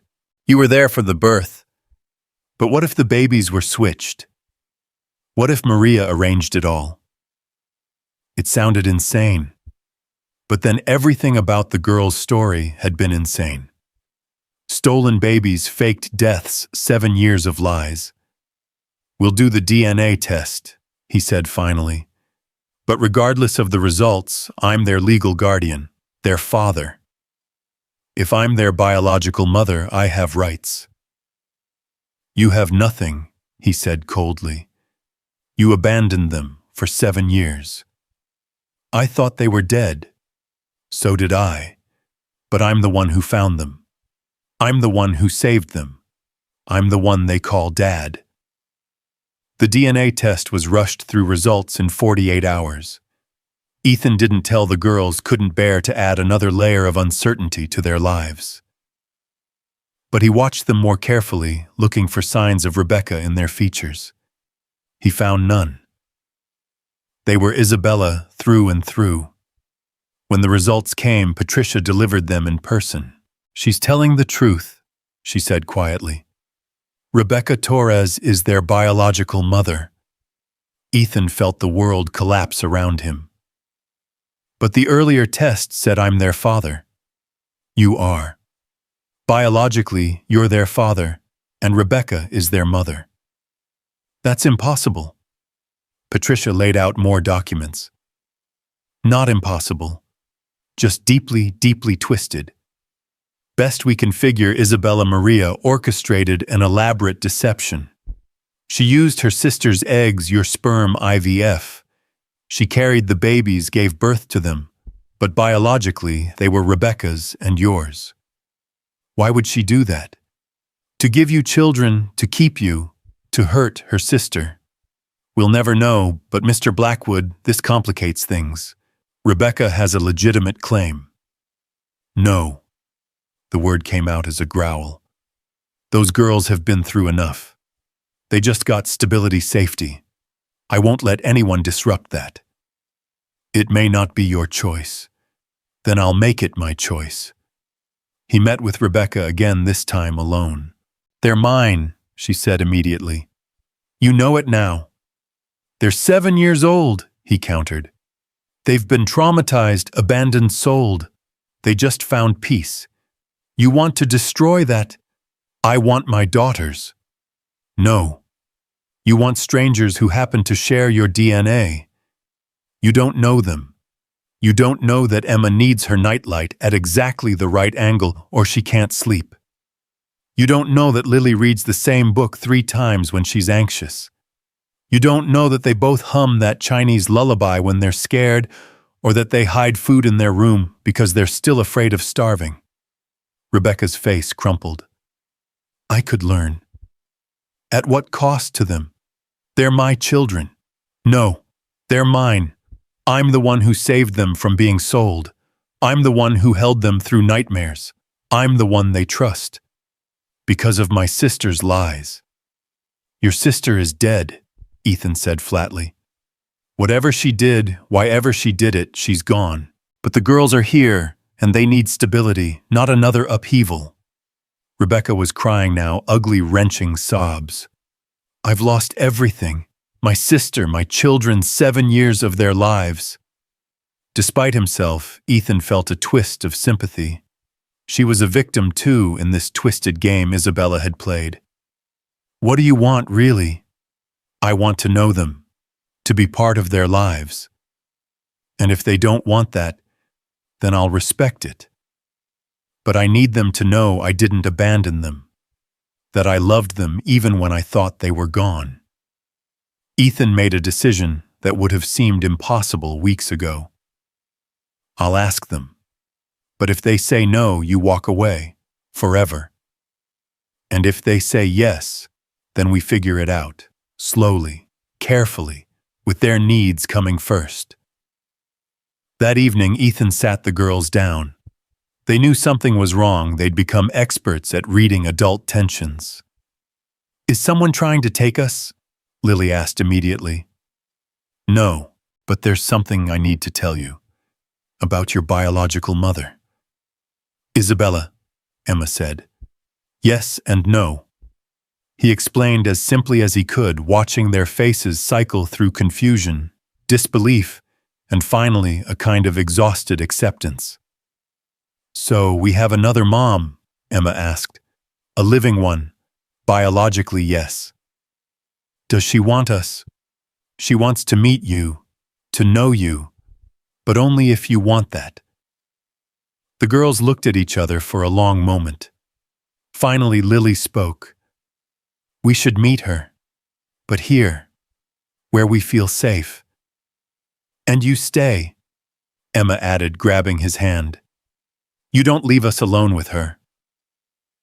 Never. Rebecca came the next afternoon. The girls dressed carefully again, their armor of nice clothes. They sat on either side of Ethan, his hands in theirs as Rebecca entered. The moment Rebecca saw them, she gasped, her hand flying to her mouth. Oh my God. You look just like you, Lily asked, studying her. Like me. Like my mother. Like family I thought I'd lost.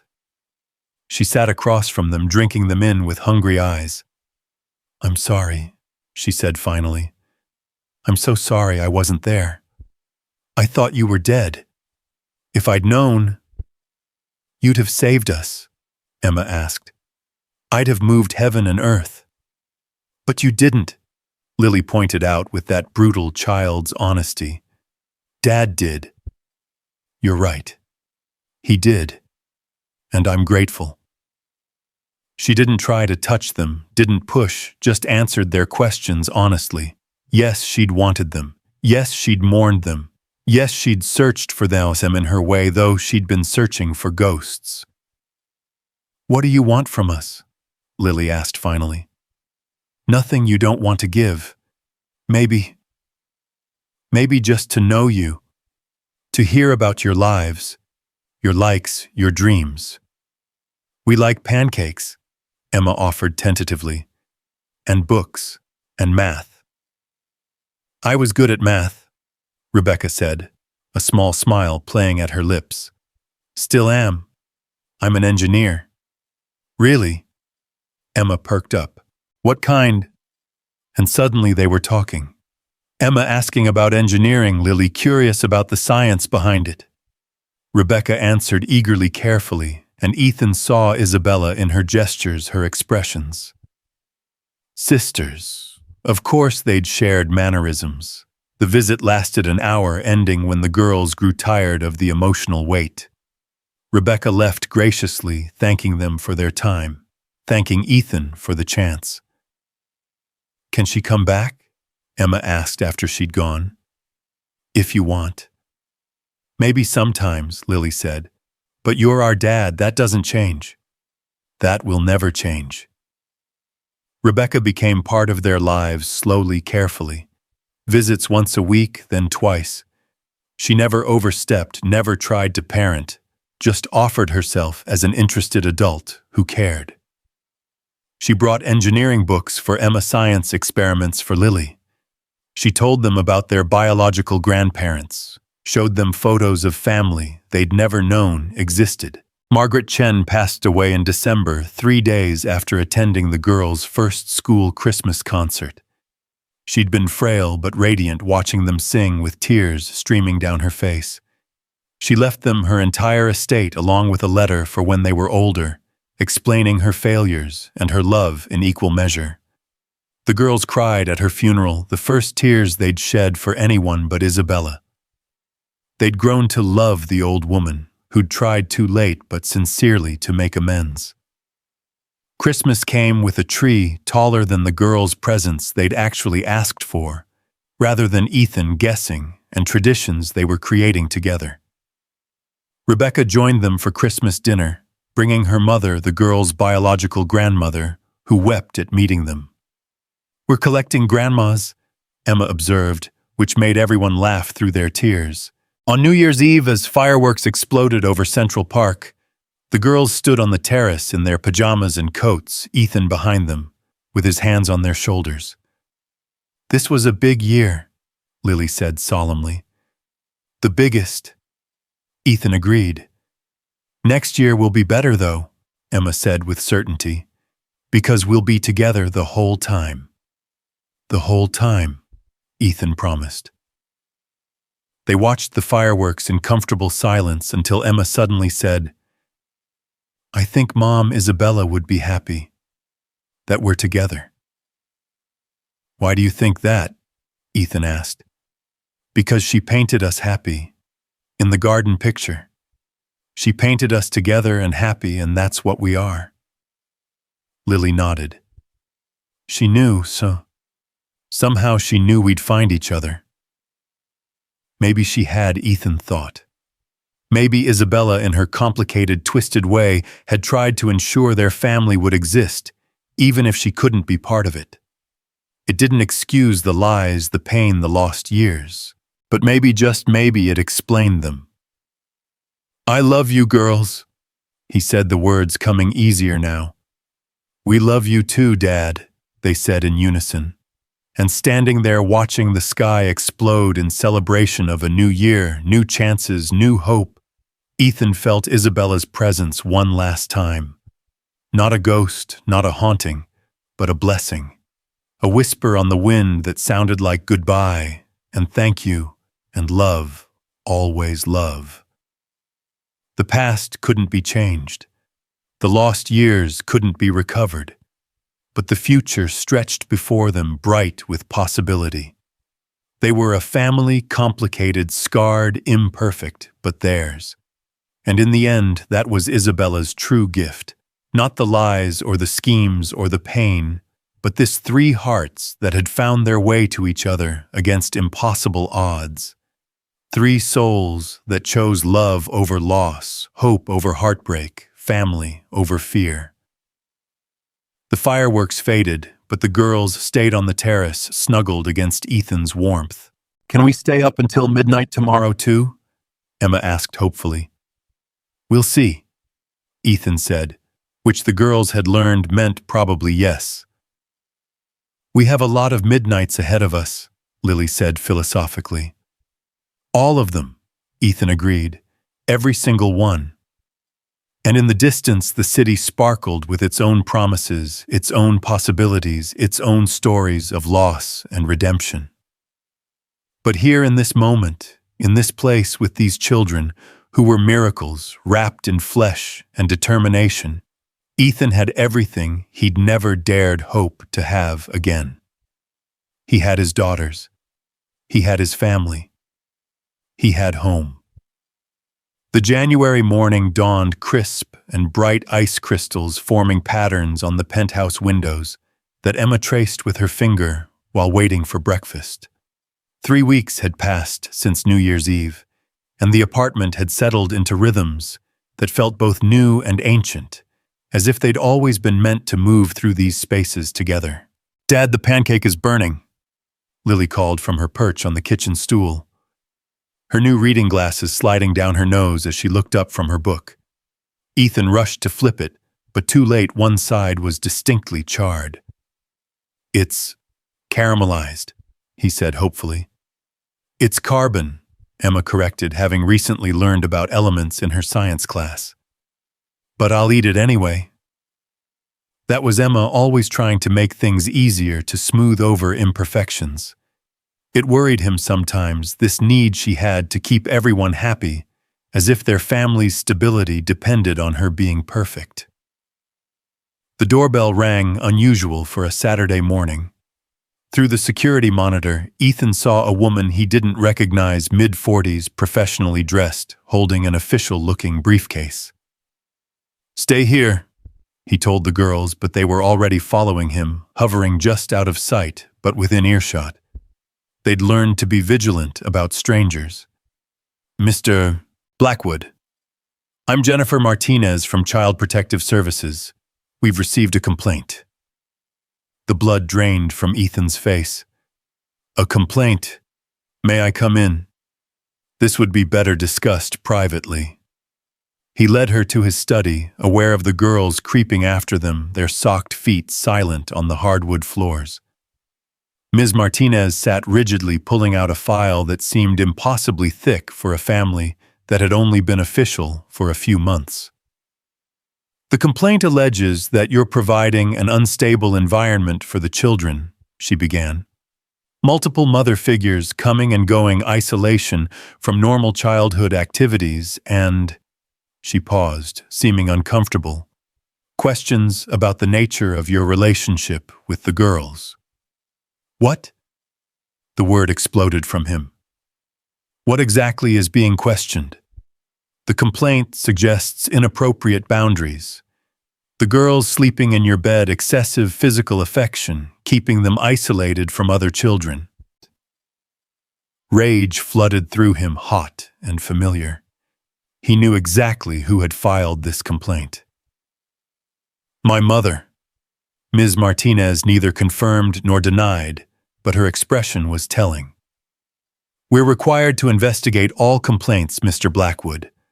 I'll need to interview the girls separately, inspect the home, review their medical and educational records."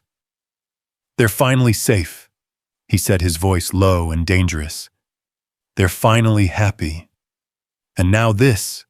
I understand your frustration, but the girls' welfare is my only concern." From the hallway came a small gasp, Emma probably, who gasped at everything from surprise mathematics to butterfly landings. Ms. Martinez's head turned toward the sound. "Girls," Ethan called, knowing they were listening. "Come in here, please." They entered hesitantly, Emma gripping Lily's hand. They'd changed since that first night, filled out, grown taller, lost some of the haunted look that had shadowed their eyes. But now, faced with this official stranger, some of that old wariness returned. "This is Ms. Martinez," Ethan said carefully. "She needs to ask you some questions about living here." "Are you trying to take us away?" Lily asked bluntly. "No, sweetheart. I'm just making sure you're safe and happy." "We are," Emma said firmly. "Dad takes care of us." Ms. Martinez smiled, but it was professional assessing. "I need to speak with each of you alone. Is that okay?" The girls looked at Ethan, seeking permission, or rescue, or both. He nodded, though it killed him to do so. "It's okay. Tell her the truth, whatever she asks." She interviewed Emma first in the living room, while Ethan and Lily waited in the kitchen. Lily pretended to read, but her eyes didn't move across the page. "What if she doesn't believe us?" she whispered. "She will. But what if she doesn't? What if we have to go back to never?" He pulled her against his side. "I will never let the child." "You can't promise that. Adults make promises they can't keep all the time." She was right, and he hated that she'd learned that lesson so young. Then I promised to fight. With everything I have, every resource, every breath. Is that better? She considered this. Yes, that's a promise you can keep. Emma's interview lasted 30 minutes. She came out red-eyed but composed, immediately running to Ethan's arms. I told her everything, she whispered, about before and now and how you saved us. You did perfect, sweetheart. Lily's interview took longer, almost an hour. She emerged dry-eyed but pale, her small face set in lines too stern for a 7-year-old. She asked about you sleeping in our room sometimes, she said. When we have nightmares. I told her you always stay on top of the covers that you just read to us until we fall asleep again. That's good. That's the truth, Miss.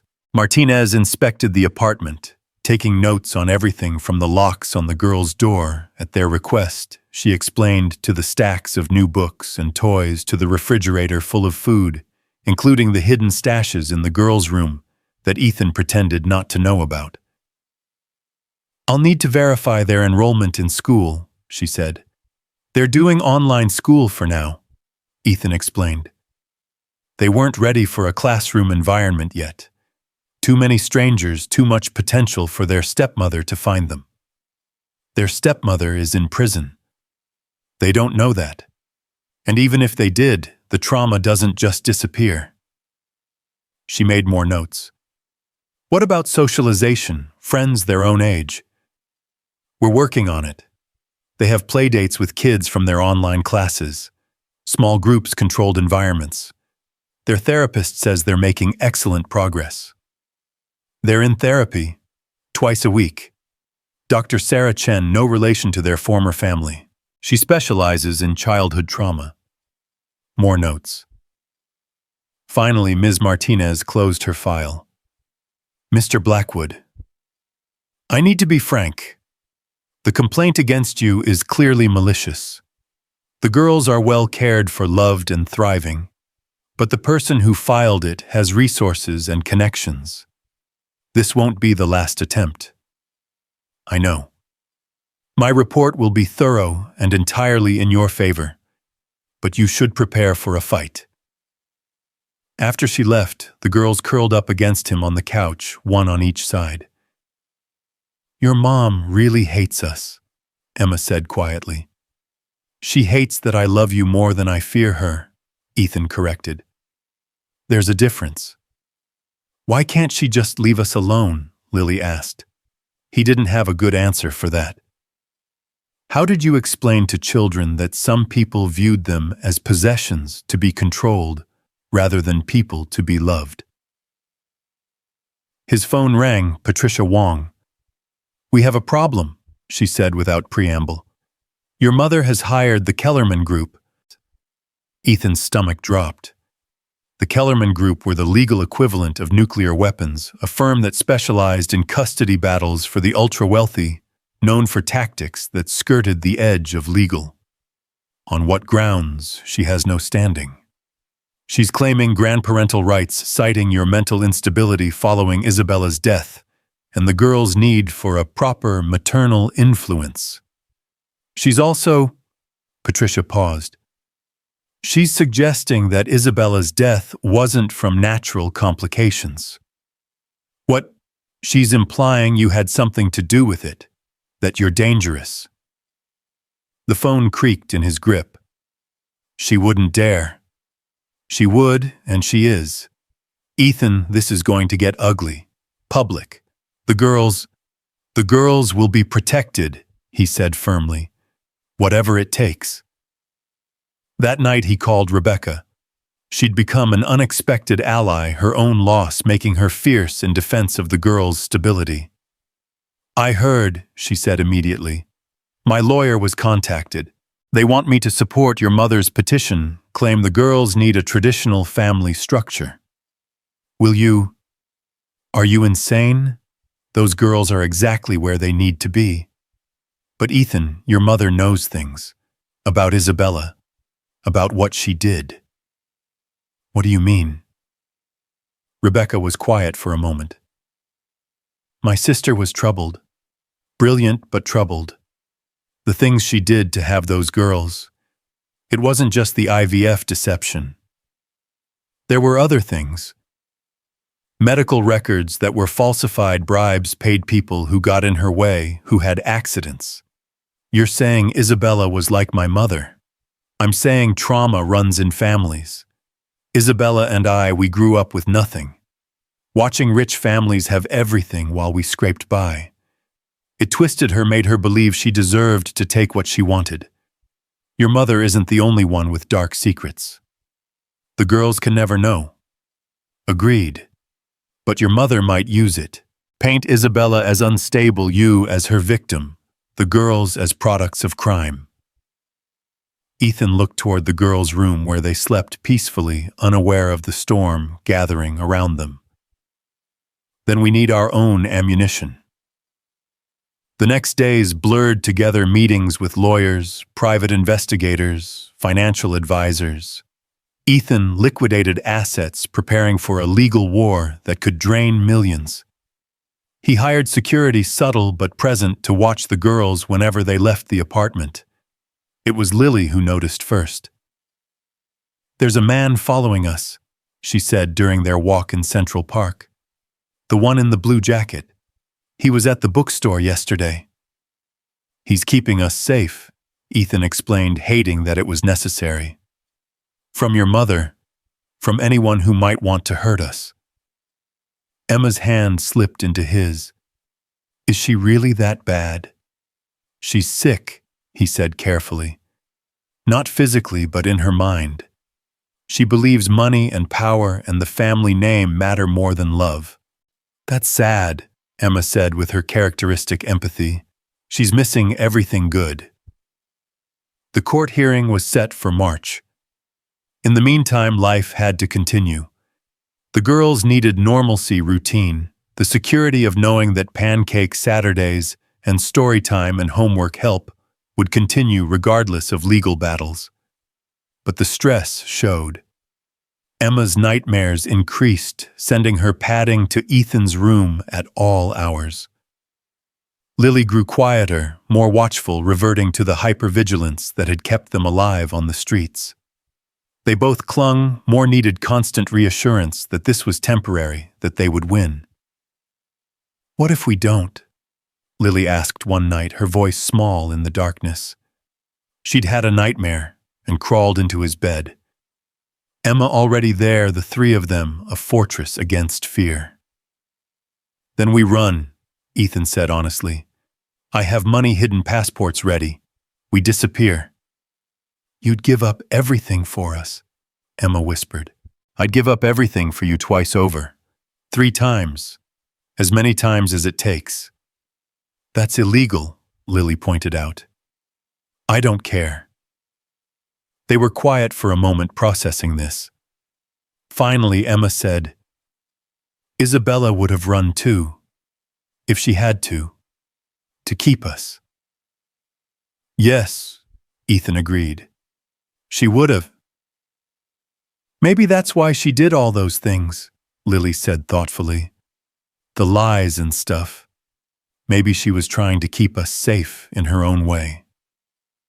From the mouths of babes, Ethan thought.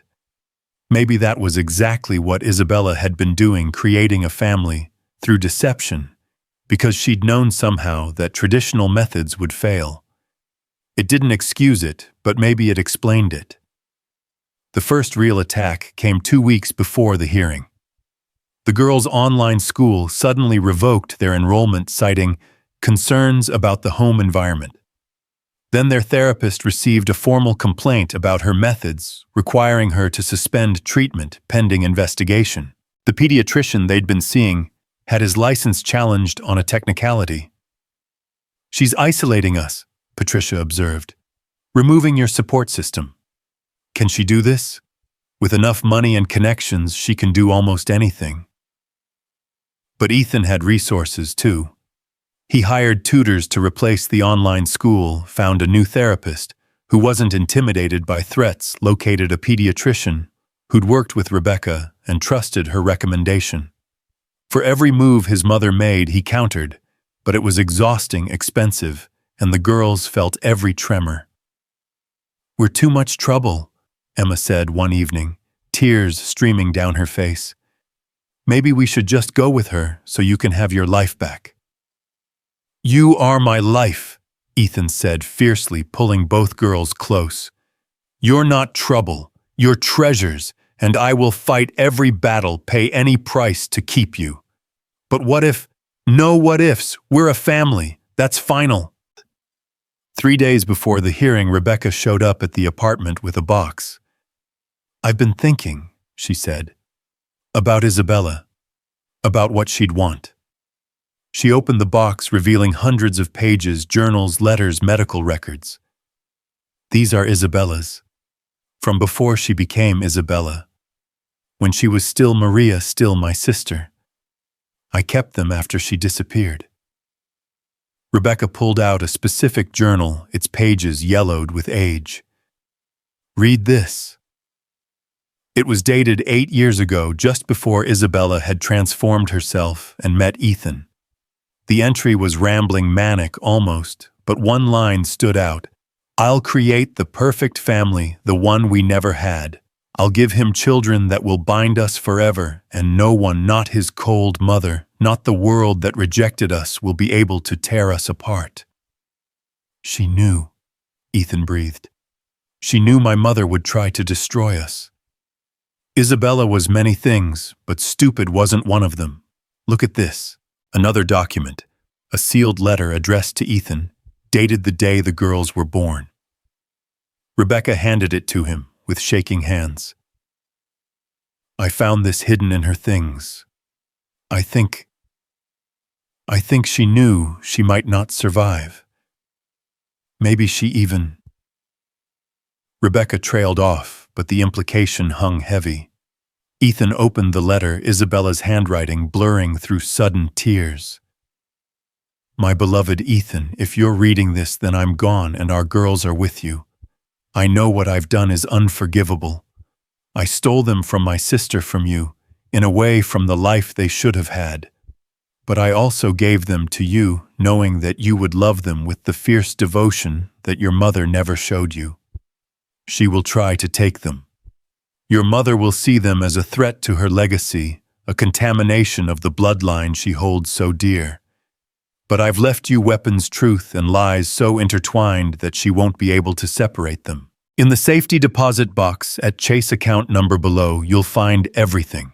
Every recording of your mother's prejudices, every document showing her interference in your life, every piece of evidence that she is unfit to be near our children. I am not a good person, Ethan, but I loved you, and I love our girls however they came to be ours. Fight for them, fight harder than you've ever fought for anything. They are the only pure thing to come from all my deceptions. Forever yours, Isabella. The safety deposit box contained exactly what she'd promised, recordings of his mother saying horrific things about Isabella's background, about the mixed blood children, about her plans to separate them if Isabella ever got pregnant. Financial records showing bribes to household staff to spy on them. Medical records suggesting his mother had tried to slip Isabella contraceptives without her knowledge. This is enough, Patricia said when she reviewed everything. More than enough. But would it be his mother had judges in her pocket, media connections that could spin any story? The truth was a weapon, but sometimes lies were armor. The night before the hearing, neither girl could sleep. They ended up in the living room watching the city lights and sharing hot chocolate. "Tomorrow changes everything, doesn't it?" Lily asked. "Tomorrow changes nothing," Ethan corrected. "We're a family today, we'll be a family tomorrow, we'll be a family always. Even if she wins, she won't win. But if she does..." He pulled out 3 passports, showed them to the girls. "Then we become the Blackstone family and move to New Zealand. I've already bought a house there just in case. Right on the beach. You can learn to surf."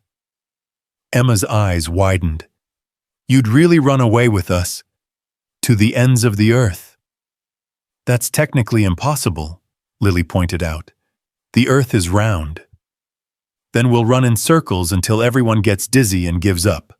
They giggled, the sound bright in the dark apartment. I love you, Dad, Emma said suddenly. I love you too, Lily added. I love you both.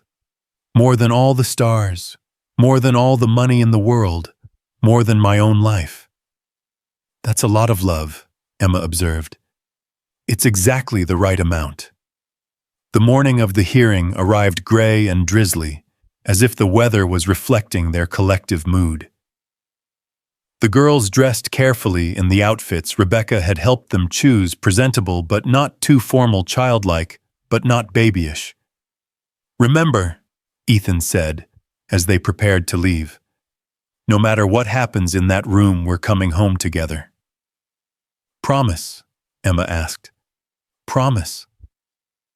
The courthouse was a media circus. Someone, certainly his mother, had leaked the story. Billionaire's secret twins, screamed the headlines. Photographers pressed against the car as they pulled up, shouting questions that the security team kept at bay. Don't look at them, Ethan instructed, but Lily was already staring straight ahead, her chin raised defiantly, while Emma had her face buried against his side. Inside, the courtroom was packed. His mother sat at the plaintiff's table, resplendent in Chanel and self-righteousness. She didn't look at them as they entered, as if the girls were beneath her notice. Judge Harrison presided, an older woman with sharp eyes, who'd seen everything family court could offer. She reviewed the files before her with obvious displeasure. This is highly irregular, she began. Mrs. Blackwood, you have no standing for custody. These children are not your legal grandchildren. His mother's lawyer, Kellerman himself, stood smoothly. Your Honor, we're not seeking custody. We're seeking a child welfare intervention.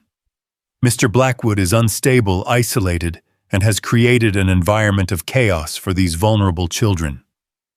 Chaos, Ethan's lawyer James responded. These children were being sold on the street. They were starving, abused, neglected.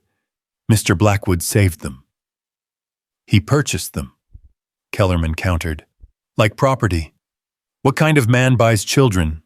The kind who couldn't stand to see them trafficked to someone worse, James shot back.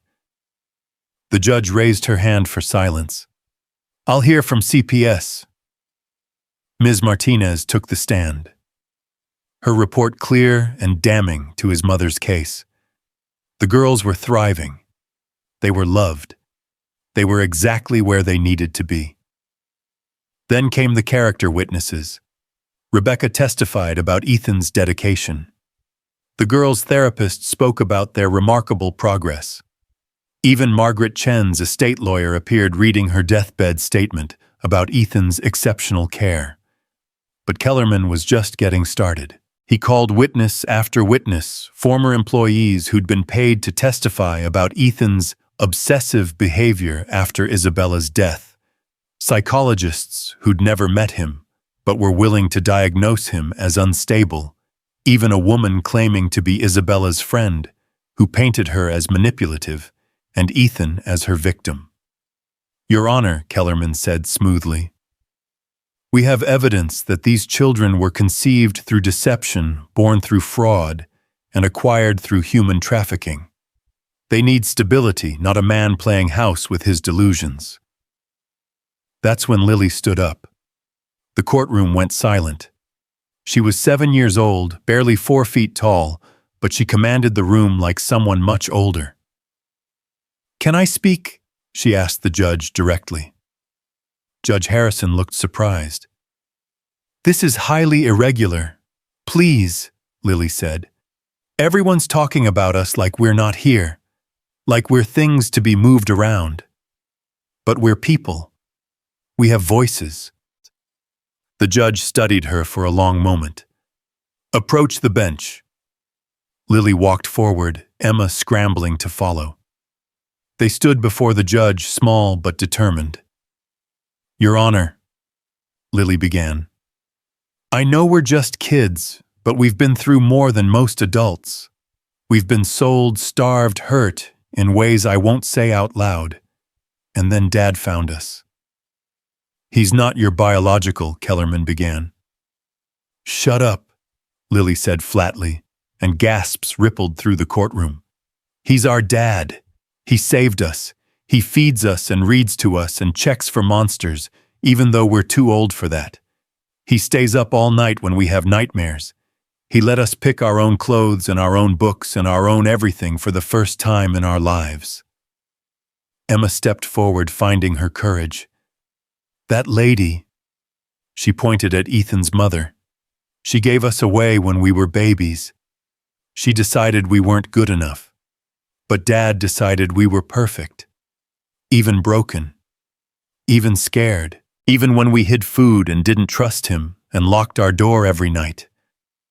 We choose him, they said in unison. We choose our dad. Judge Harrison's eyes were suspiciously bright. Mr. Kellerman, do you have any response? Kellerman stood clearly trying to regroup. Your Honor, the children have obviously been coached. We have not, Lily said fiercely. Dad told us to tell the truth. So here's the truth, that woman is evil. She stole us from our dad when we were born. She let him think we were dead. She let us suffer for 7 years because we weren't perfect enough for her perfect family. She pulled out a phone, Rebecca's phone given to her that morning. Want to hear her say it herself? Before anyone could stop her, she played the recording from Maria Santos's phone. His mother's voice filled the courtroom, cold and clear, calling the baby girls mistakes, discussing the payments, the cover-up, the deaths. The courtroom erupted. His mother's face went white, then red. Kellerman was objecting loudly, but the damage was done. Judge Harrison banged her gavel repeatedly. Order, I will have order. When the room finally quieted, she looked directly at Ethan's mother. Mrs. Blackwood, is that your voice on the recording? His mother lifted her chin. That was taken without my consent. Is it your voice? A long pause. Yes. Then I've heard enough. Not only is your petition denied, but I'm referring this matter to the district attorney for criminal investigation. She turned to the girls. Lily, Emma, you've been very brave and very clear. The court recognizes Mr. Ethan Blackwood as your legal father with full custody rights. The girls flew into Ethan's arms and he held them as the courtroom erupted again, reporters shouting questions, his mother being escorted out by her lawyers, cameras flashing, despite the bailiff's attempts to stop them. Can we go home now? Emma whispered against his neck. Yes, sweetheart. We can go home. But getting out proved challenging. The media had tripled during the hearing, forming a solid wall of bodies and cameras. Security tried to clear a path, but it was chaos. Then Rebecca appeared with a service entrance key. This way. I know every back door in this building. They escaped through the loading dock, piling into an unmarked car she'd arranged. As they drove away, Ethan saw his mother being surrounded by reporters, her perfect composure finally cracking. Is it over? Lily asked. The legal part is, Ethan said. She can't touch us anymore. But she'll try other things, Lily said with too much wisdom. Maybe, but we'll be ready. That evening they ordered Chinese food, the girls' choice for celebration meals. As they sat around the coffee table with their chopsticks and fortune cookies, Emma asked, What happens to her now, your mom? I don't know. Prison maybe if the DA pursues charges. Disgrace, certainly. The family name she cared so much about will be ruined. Are you sad? Lily asked, studying his face. Ethan considered. I'm sad for the mother I wished I had, but not for the mother I actually had. We're your family now, Emma said firmly. The best family. Even though we're complicated, Lily asked. Especially because you're complicated. Simple is boring. They laughed, and it was free and easy without the shadow, that had hung over them for months. That night, as he tucked them in, the girls had one more surprise. "We made you something," Emma said shyly, pulling out a wrapped package. Inside was a photo album handmade and decorated with their drawings. The first page had a photo Rebecca had taken of the three of them at the park, laughing at something forgotten. Below it, in Lily's careful handwriting, "Our family, always." "There are lots of empty pages," Lily explained, "for all the memories we're going to make." "All the adventures," Emma added.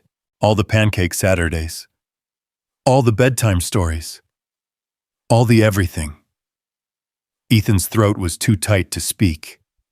He pulled them close, these miraculous girls who'd been lost and found broken, and healing his daughters in every way that mattered. "I love you," he managed finally. "We know," they said together. "We love you too." And in that moment, in their rebuilt family, in their imperfect, perfect life, they were complete. The morning after the court victory dawned impossibly bright sunlight streaming through the penthouse windows and catching the dust motes that danced above the girls' heads as they ate breakfast. They were quieter than usual, processing the events of yesterday, occasionally touching Ethan's hand, as if to confirm he was still there. "No more court?" Emma asked for the third time, syrup dripping from her fork. "No more court," Ethan confirmed again, patient with her need for reassurance. "And she can't take us?" "Never." "But what if she tries something else?"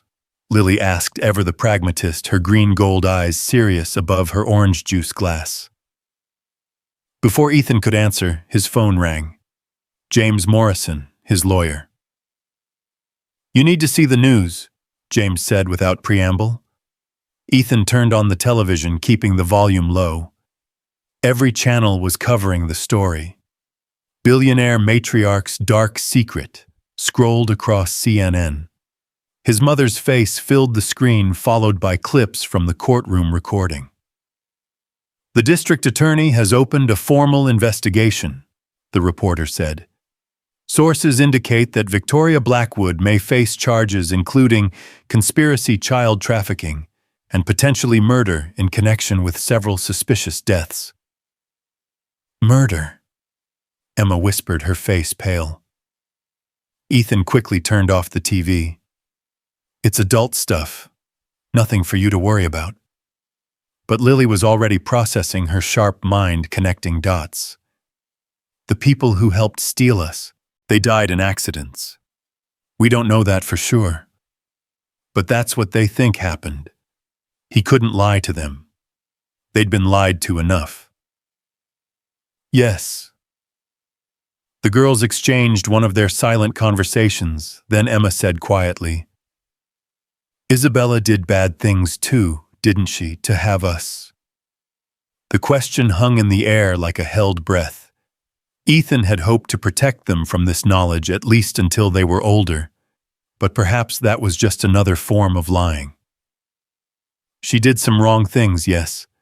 She was desperate to have a family, to give me children, after we thought we couldn't have them naturally." "So we're not supposed to exist," Lily said flatly. "We're mistakes, like your mother said." "No." Ethan pulled them both close, feeling their small bodies tense, then slowly relax against him. "You're miracles. Sometimes miracles come from complicated circumstances, but that doesn't make them less miraculous." "But if Isabella hadn't lied, we wouldn't exist," Emma pointed out. "And if my mother hadn't stolen you, you wouldn't have survived to find me again. Life is full of terrible things that lead to beautiful outcomes. You two are the most beautiful outcome I could imagine." They sat in silence for a moment. Then Lily asked, "Will you tell us the truth always, even when it's hard?" "I promise." "Then tell us about the murder investigation." So he did, carefully editing the worst parts, but being honest about the shape of things. His mother was being investigated for the deaths of several people who'd been involved in stealing the girls. the nurse who'd refused to cooperate, the doctor who'd had second thoughts, others who might have exposed the truth. She killed them to keep us secret. Emma's voice was horrified. We don't know for sure, but possibly. That's evil, Lily said simply. Yes, it is. Are we safe from her now? She's under house arrest pending the investigation. She can't leave her home, can't contact us. There are federal agents watching her. But even as he said it, Ethan knew his mother too well to believe mere house arrest would stop her if she truly wanted revenge. She had resources, connections, people who owed her favors or feared her wrath. That afternoon, Rebecca came over with boxes of Isabella's things she'd been storing. I thought the girls might want to know more about their biological mother, she said carefully. The good parts, not just the complicated ones. They went through the boxes together, photos of Isabella as a child, report cards showing straight A's, art prizes, scholarship letters. There was a picture of her and Rebecca at their high school graduation, both beaming with pride and possibility. She was valedictorian, Rebecca said, touching the photo gently. Gave a speech about how anyone could achieve anything with enough determination. She believed that may be too much. What was she like? Emma asked. Before she became Isabella. Brilliant, funny, desperate to escape poverty. She watched rich kids at the private school across from ours and decided she deserved that life too. She just went about getting it the wrong way. Did she love our dad? Lily asked. Or was that a lie too? Rebecca considered carefully. I think she started out intending to use him. But Ethan, you're easy to love. I think she fell despite herself. The way she talked about you in her letters, that was real. She pulled out a video camera ancient by current standards. She recorded messages for the girls while she was pregnant. Want to see? The girls looked at Ethan, seeking permission or protection. He nodded, though his heart was racing. Isabella's face filled the small screen, gloriously pregnant and glowing. She was sitting in what he recognized as her studio, sunlight streaming through the windows. Hello, my loves, she said to the camera. You're kicking up a storm today, so I thought I'd tell you a story about your daddy. He doesn't know I'm recording this. He's at work making the world a better place like he always does. But yesterday I caught him in your nursery reading stock reports to you through my belly. He said it's never too early to learn about financial responsibility. She laughed, that musical sound Ethan hadn't heard in 3 years. That's your daddy, practical and ridiculous in equal measure. But here's the secret: after the stock reports I heard him singing. Lullabies his mother never sang to him, promises he was making to you about the life you'll have. He already loves you so much, it makes him cry when he thinks I'm not looking. Emma reached for Ethan's hand, finding it wet with tears he hadn't realized were falling. I need you to know, Isabella continued on screen, that however you came to be, you were desperately wanted. By me, by your daddy, by the universe that conspired to bring you into being. You are not mistakes or accidents or complications. You are answered prayers. The video went on Isabella painting the nursery, shopping for tiny clothes, practicing lullabies. In every frame she looked happy, genuinely, radiantly happy. She knew she was going to die, Rebecca said quietly when the video ended. The doctors had warned her about complications, but she refused to terminate the pregnancy. Why? Lily asked. Because she loved you more than she loved herself. That part was never a lie. That evening, as Ethan was cleaning up dinner, his phone buzzed with a text from an unknown number. Just one word: soon. He knew immediately who it was from. His mother had always been economical with her threats. He didn't tell the girls, but he called Patricia Wong, increasing security measures. Within an hour, there were more guards in the building, more cameras, more watchers. The girls noticed, of course. They noticed everything. "She's planning something," Lily said. It wasn't a question. "We're being careful." "Should we run? You said we could run." "Not yet. This is our home. We don't run unless we have to." But he prepared anyway. Money transferred to offshore accounts, fake identities refined, bug-out bags packed and hidden. He'd learned from Isabella's paranoia sometimes paranoia was just good planning. 3 days later, the other shoe dropped. Not his mother directly, she was too smart for that. But suddenly, Ethan's company was under federal investigation for tax evasion. His assets were frozen pending review. The apartment building found violations, requiring immediate evacuation. "She's trying to make us homeless," Lily said with a child's brutal clarity. "We have other options." Ethan assured them, though privately, he was impressed by his mother's strategy. She couldn't take the girls legally, so she'd destroy their stability, make him look unfit. Rebecca offered her apartment, but it was too small for 3 people long-term. Hotels were possible, but would make the girls feel transient, unstable, exactly what his mother wanted. Then Patricia called with an unexpected solution. "Margaret Chen's house. It's been in probate, but she left it to the girls. It's theirs free and clear. Your mother can't touch it."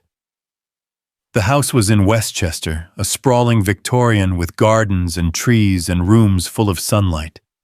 The girls walked through it in wonder, touching walls and windows like they couldn't believe it was real. "This is ours," Emma asked. "Yours," Ethan confirmed. "Margaret wanted you to have a home that no one could take away." "But you'll live here too, right?" The anxiety in Lily's voice was sharp. "Every single day." They moved in that weekend, bringing only essentials. The apartment was sealed, his assets frozen. But Ethan had learned to hide money in his youth, before his father's death had made him legitimate. There was enough to live on, carefully hidden, in places his mother would never think to look. The house felt different from the apartment, warmer, more alive. The girls chose rooms next to each other, but for the first time they didn't share. They were healing, growing, becoming individuals as well as twins.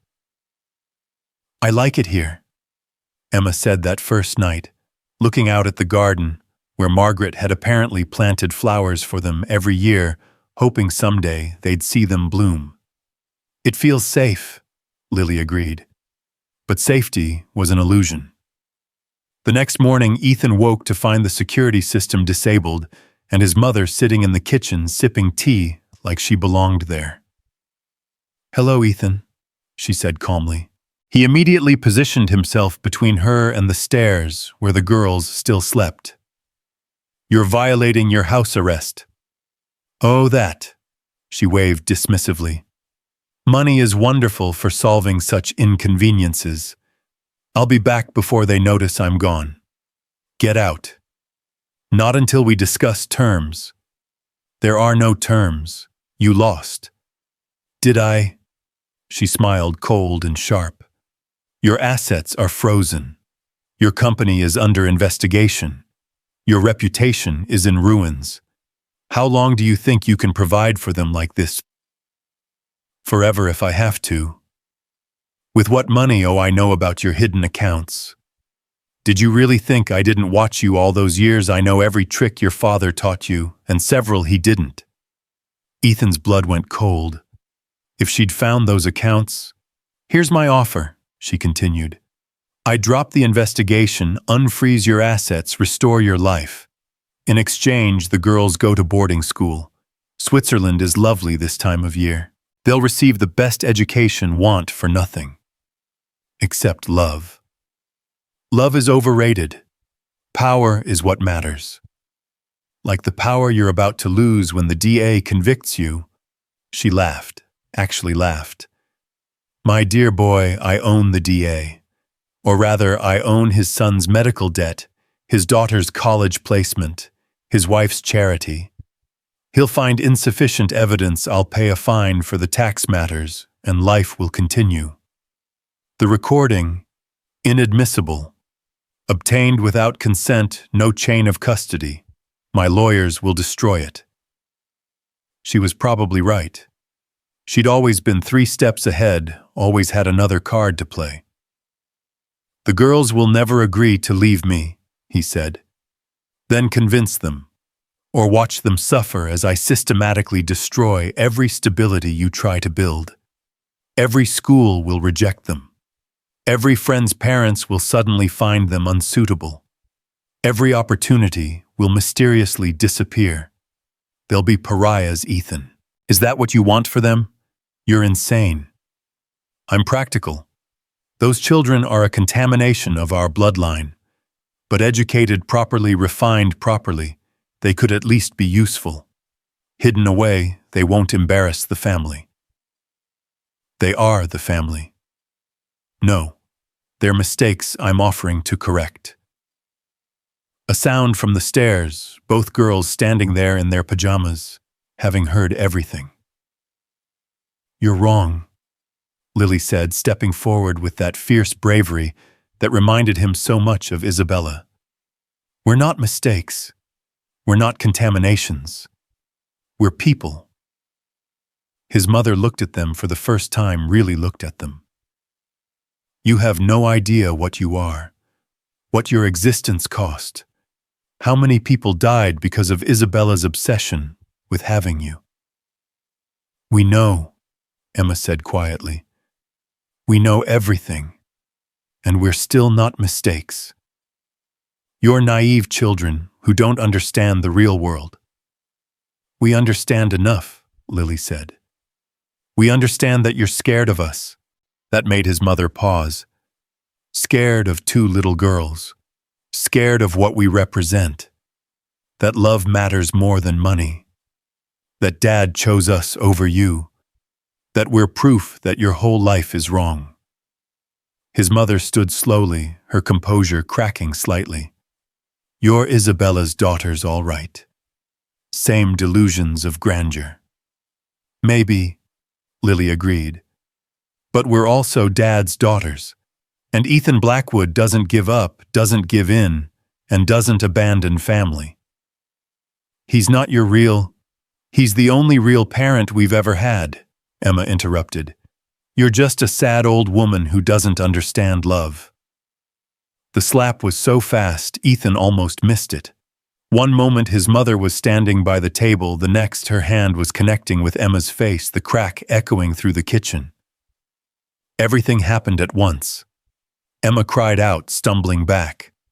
Lily launched herself at his mother with a feral scream, and Ethan moved faster than he'd ever moved, pulling Lily back while positioning himself as a wall between his mother and his daughters. Get out, he said, his voice deadly quiet. Get out and never come back. Or what? She sneered. You'll hit me, go ahead. Add assault to your crimes. No, he said. I'll tell the truth. All of it. Every dirty deal, every bribe, every murder. I have Isabella's files. She documented everything about you. Investigations, she ran, proof she gathered. She knew you'd come for us, eventually. His mother went white. You're lying. Patricia, he called, and his investigator entered from the back door where she'd been waiting, recording everything. Show her. Patricia held up a tablet showing bank records, emails, photographs, Isabella's insurance policy against his mother. She was paranoid, Patricia said calmly. But she was also thorough. Every crime you've committed in the last 20 years is documented here. That's impossible. She spent 2 years investigating you before she even met Ethan, Patricia continued. She knew exactly who you were, what you were capable of, and she prepared for this moment.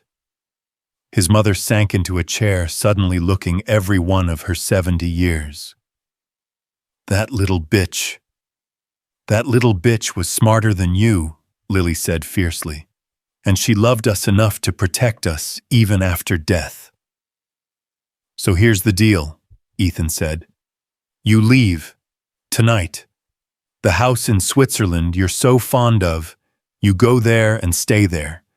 You never contact us again. You drop all investigations, all attacks, everything. In exchange, we don't release these files. That's blackmail. That's justice, Emma said, holding her reddening cheek. His mother looked between them all. Ethan rigid with controlled fury, the girls defiant despite their fear, Patricia holding the evidence of decades of crimes. You've won, she said finally, the words like broken glass in her mouth. No, Ethan said. We've survived you. There's a difference. She stood gathering the shreds of her dignity. At the door, she turned back. They'll ruin you, you know. Children always do. They'll take everything you are and leave you empty. You're wrong, Ethan said. They've already given me everything. They've given me purpose, love, a reason to wake up. They've given me a family. Family. She spat the word. You choose strangers over blood. I choose love over blood every single time. She left then, and they watched from the window as her car disappeared down the drive. Only when it was gone did Ethan turn to Emma, kneeling to examine her face. Are you okay, sweetheart? It hurts, she admitted, tears finally falling. I'm sorry. I'm so sorry I couldn't stop her in time. It's not your fault, Emma said. She's just mean. Beyond mean, Lily agreed, then looked at Patricia. Did Isabella really investigate her for 2 years? Patricia smiled. Every word was true. Your biological mother was many things, but she protected you in her own way. They spent the rest of the morning going through Isabella's files, understanding the depth of her preparation. She'd known his mother would never accept the girls, so she'd built a weapon that would survive her own death. She really did love us, Emma said wonderingly. In her complicated, messy way, yes, Ethan agreed. That afternoon, the investigations into his company were dropped. His assets were unfrozen. His mother's house in New York was listed for sale. By evening, flight records showed her boarding a plane to Switzerland. Is it over? Lily asked as they sat down to dinner, takeout pizza, a celebration of sorts. That part is, Ethan said. She's gone. Forever. Forever. But there's other parts, Emma asked, too perceptive as always. There's life, Ethan said. School and friends and growing up, normal things. We don't know how to do normal, Lily pointed out.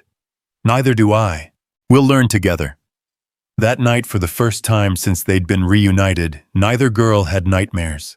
Ethan still checked on them, old habits dying hard, and found them sleeping peacefully. Emma's hand stretched across the gap between their beds to hold Lily's. The next morning was Saturday, pancake day always, and they were in the kitchen together when Rebecca arrived with news. Sarah Chen, your stepmother, she's been sentenced. 15 years, no parole. The girls received this news quietly, processing. Do you feel anything? Ethan asked them. Relief, Lily said. She can't hurt anyone else. Sad, Emma added. She was sick too, like your mom. Sick with greed and drugs and meanness. You can feel both, Rebecca said. Feelings don't have to make sense. Do you hate Isabella? Lily asked her suddenly. For stealing us? Rebecca considered carefully. I hate what she did, but I understand why she did it. She wanted to give Ethan children, and she knew I'd never consent to using my eggs, so she took the choice away from me. That was wrong. Yes, but it resulted in you two, and you're not wrong. You're perfect. Perfect is boring, Emma said, echoing Ethan's words. Then you're perfectly imperfect. They laughed, and it was easier now, more natural. The shadows were still there, they always would be, but they were learning to live with them rather than in them. Over the following weeks, they settled into the house properly. The girls started at a local school, small and understanding of their unique situation. They made friends cautiously, Emma with a girl who loved math as much as she did Lily, with a boy who read constantly and didn't mind her occasional sharp edges. Ethan returned to work part-time, restructuring his company to allow for remote management. He was at every school pickup, every dinner, every bedtime. The board protested, but he owned the majority shares. They could accept it or leave. Spring came early that year, and Margaret's garden exploded with color. The girls spent hours among the flowers, planning additions, learning to tend growing things. It was Emma who found the stone marker Margaret had placed near the roses. For Lily and Emma loved before they were found.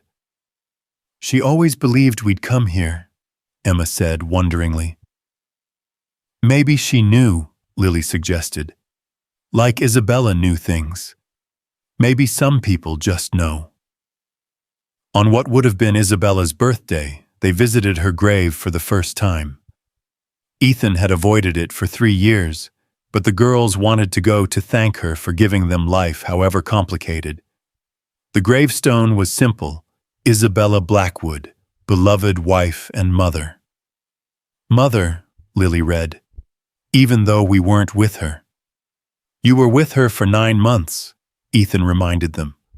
"She sang to you, read to you, loved you every second." They'd brought flowers from Margaret's garden, placing them carefully at the base of the stone. Emma had written a letter which she tucked among the blooms. "What did you write?" Ethan asked gently. "That we're okay. That Dad found us. That we're happy. I thought she should know."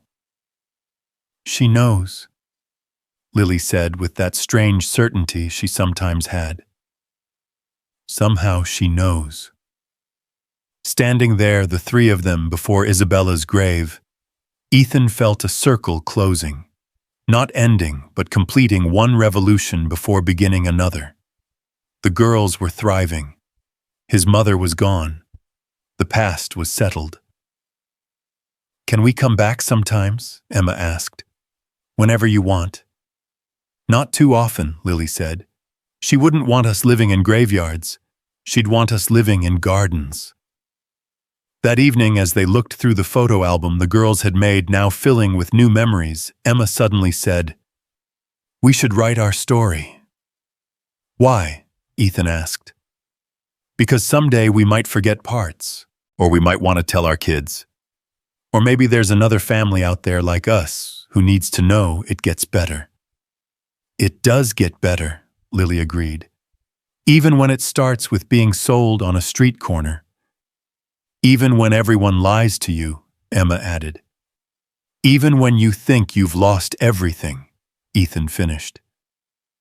They were quiet for a moment, considering their journey from that rainy night on a dirty street to this warm evening in their own home.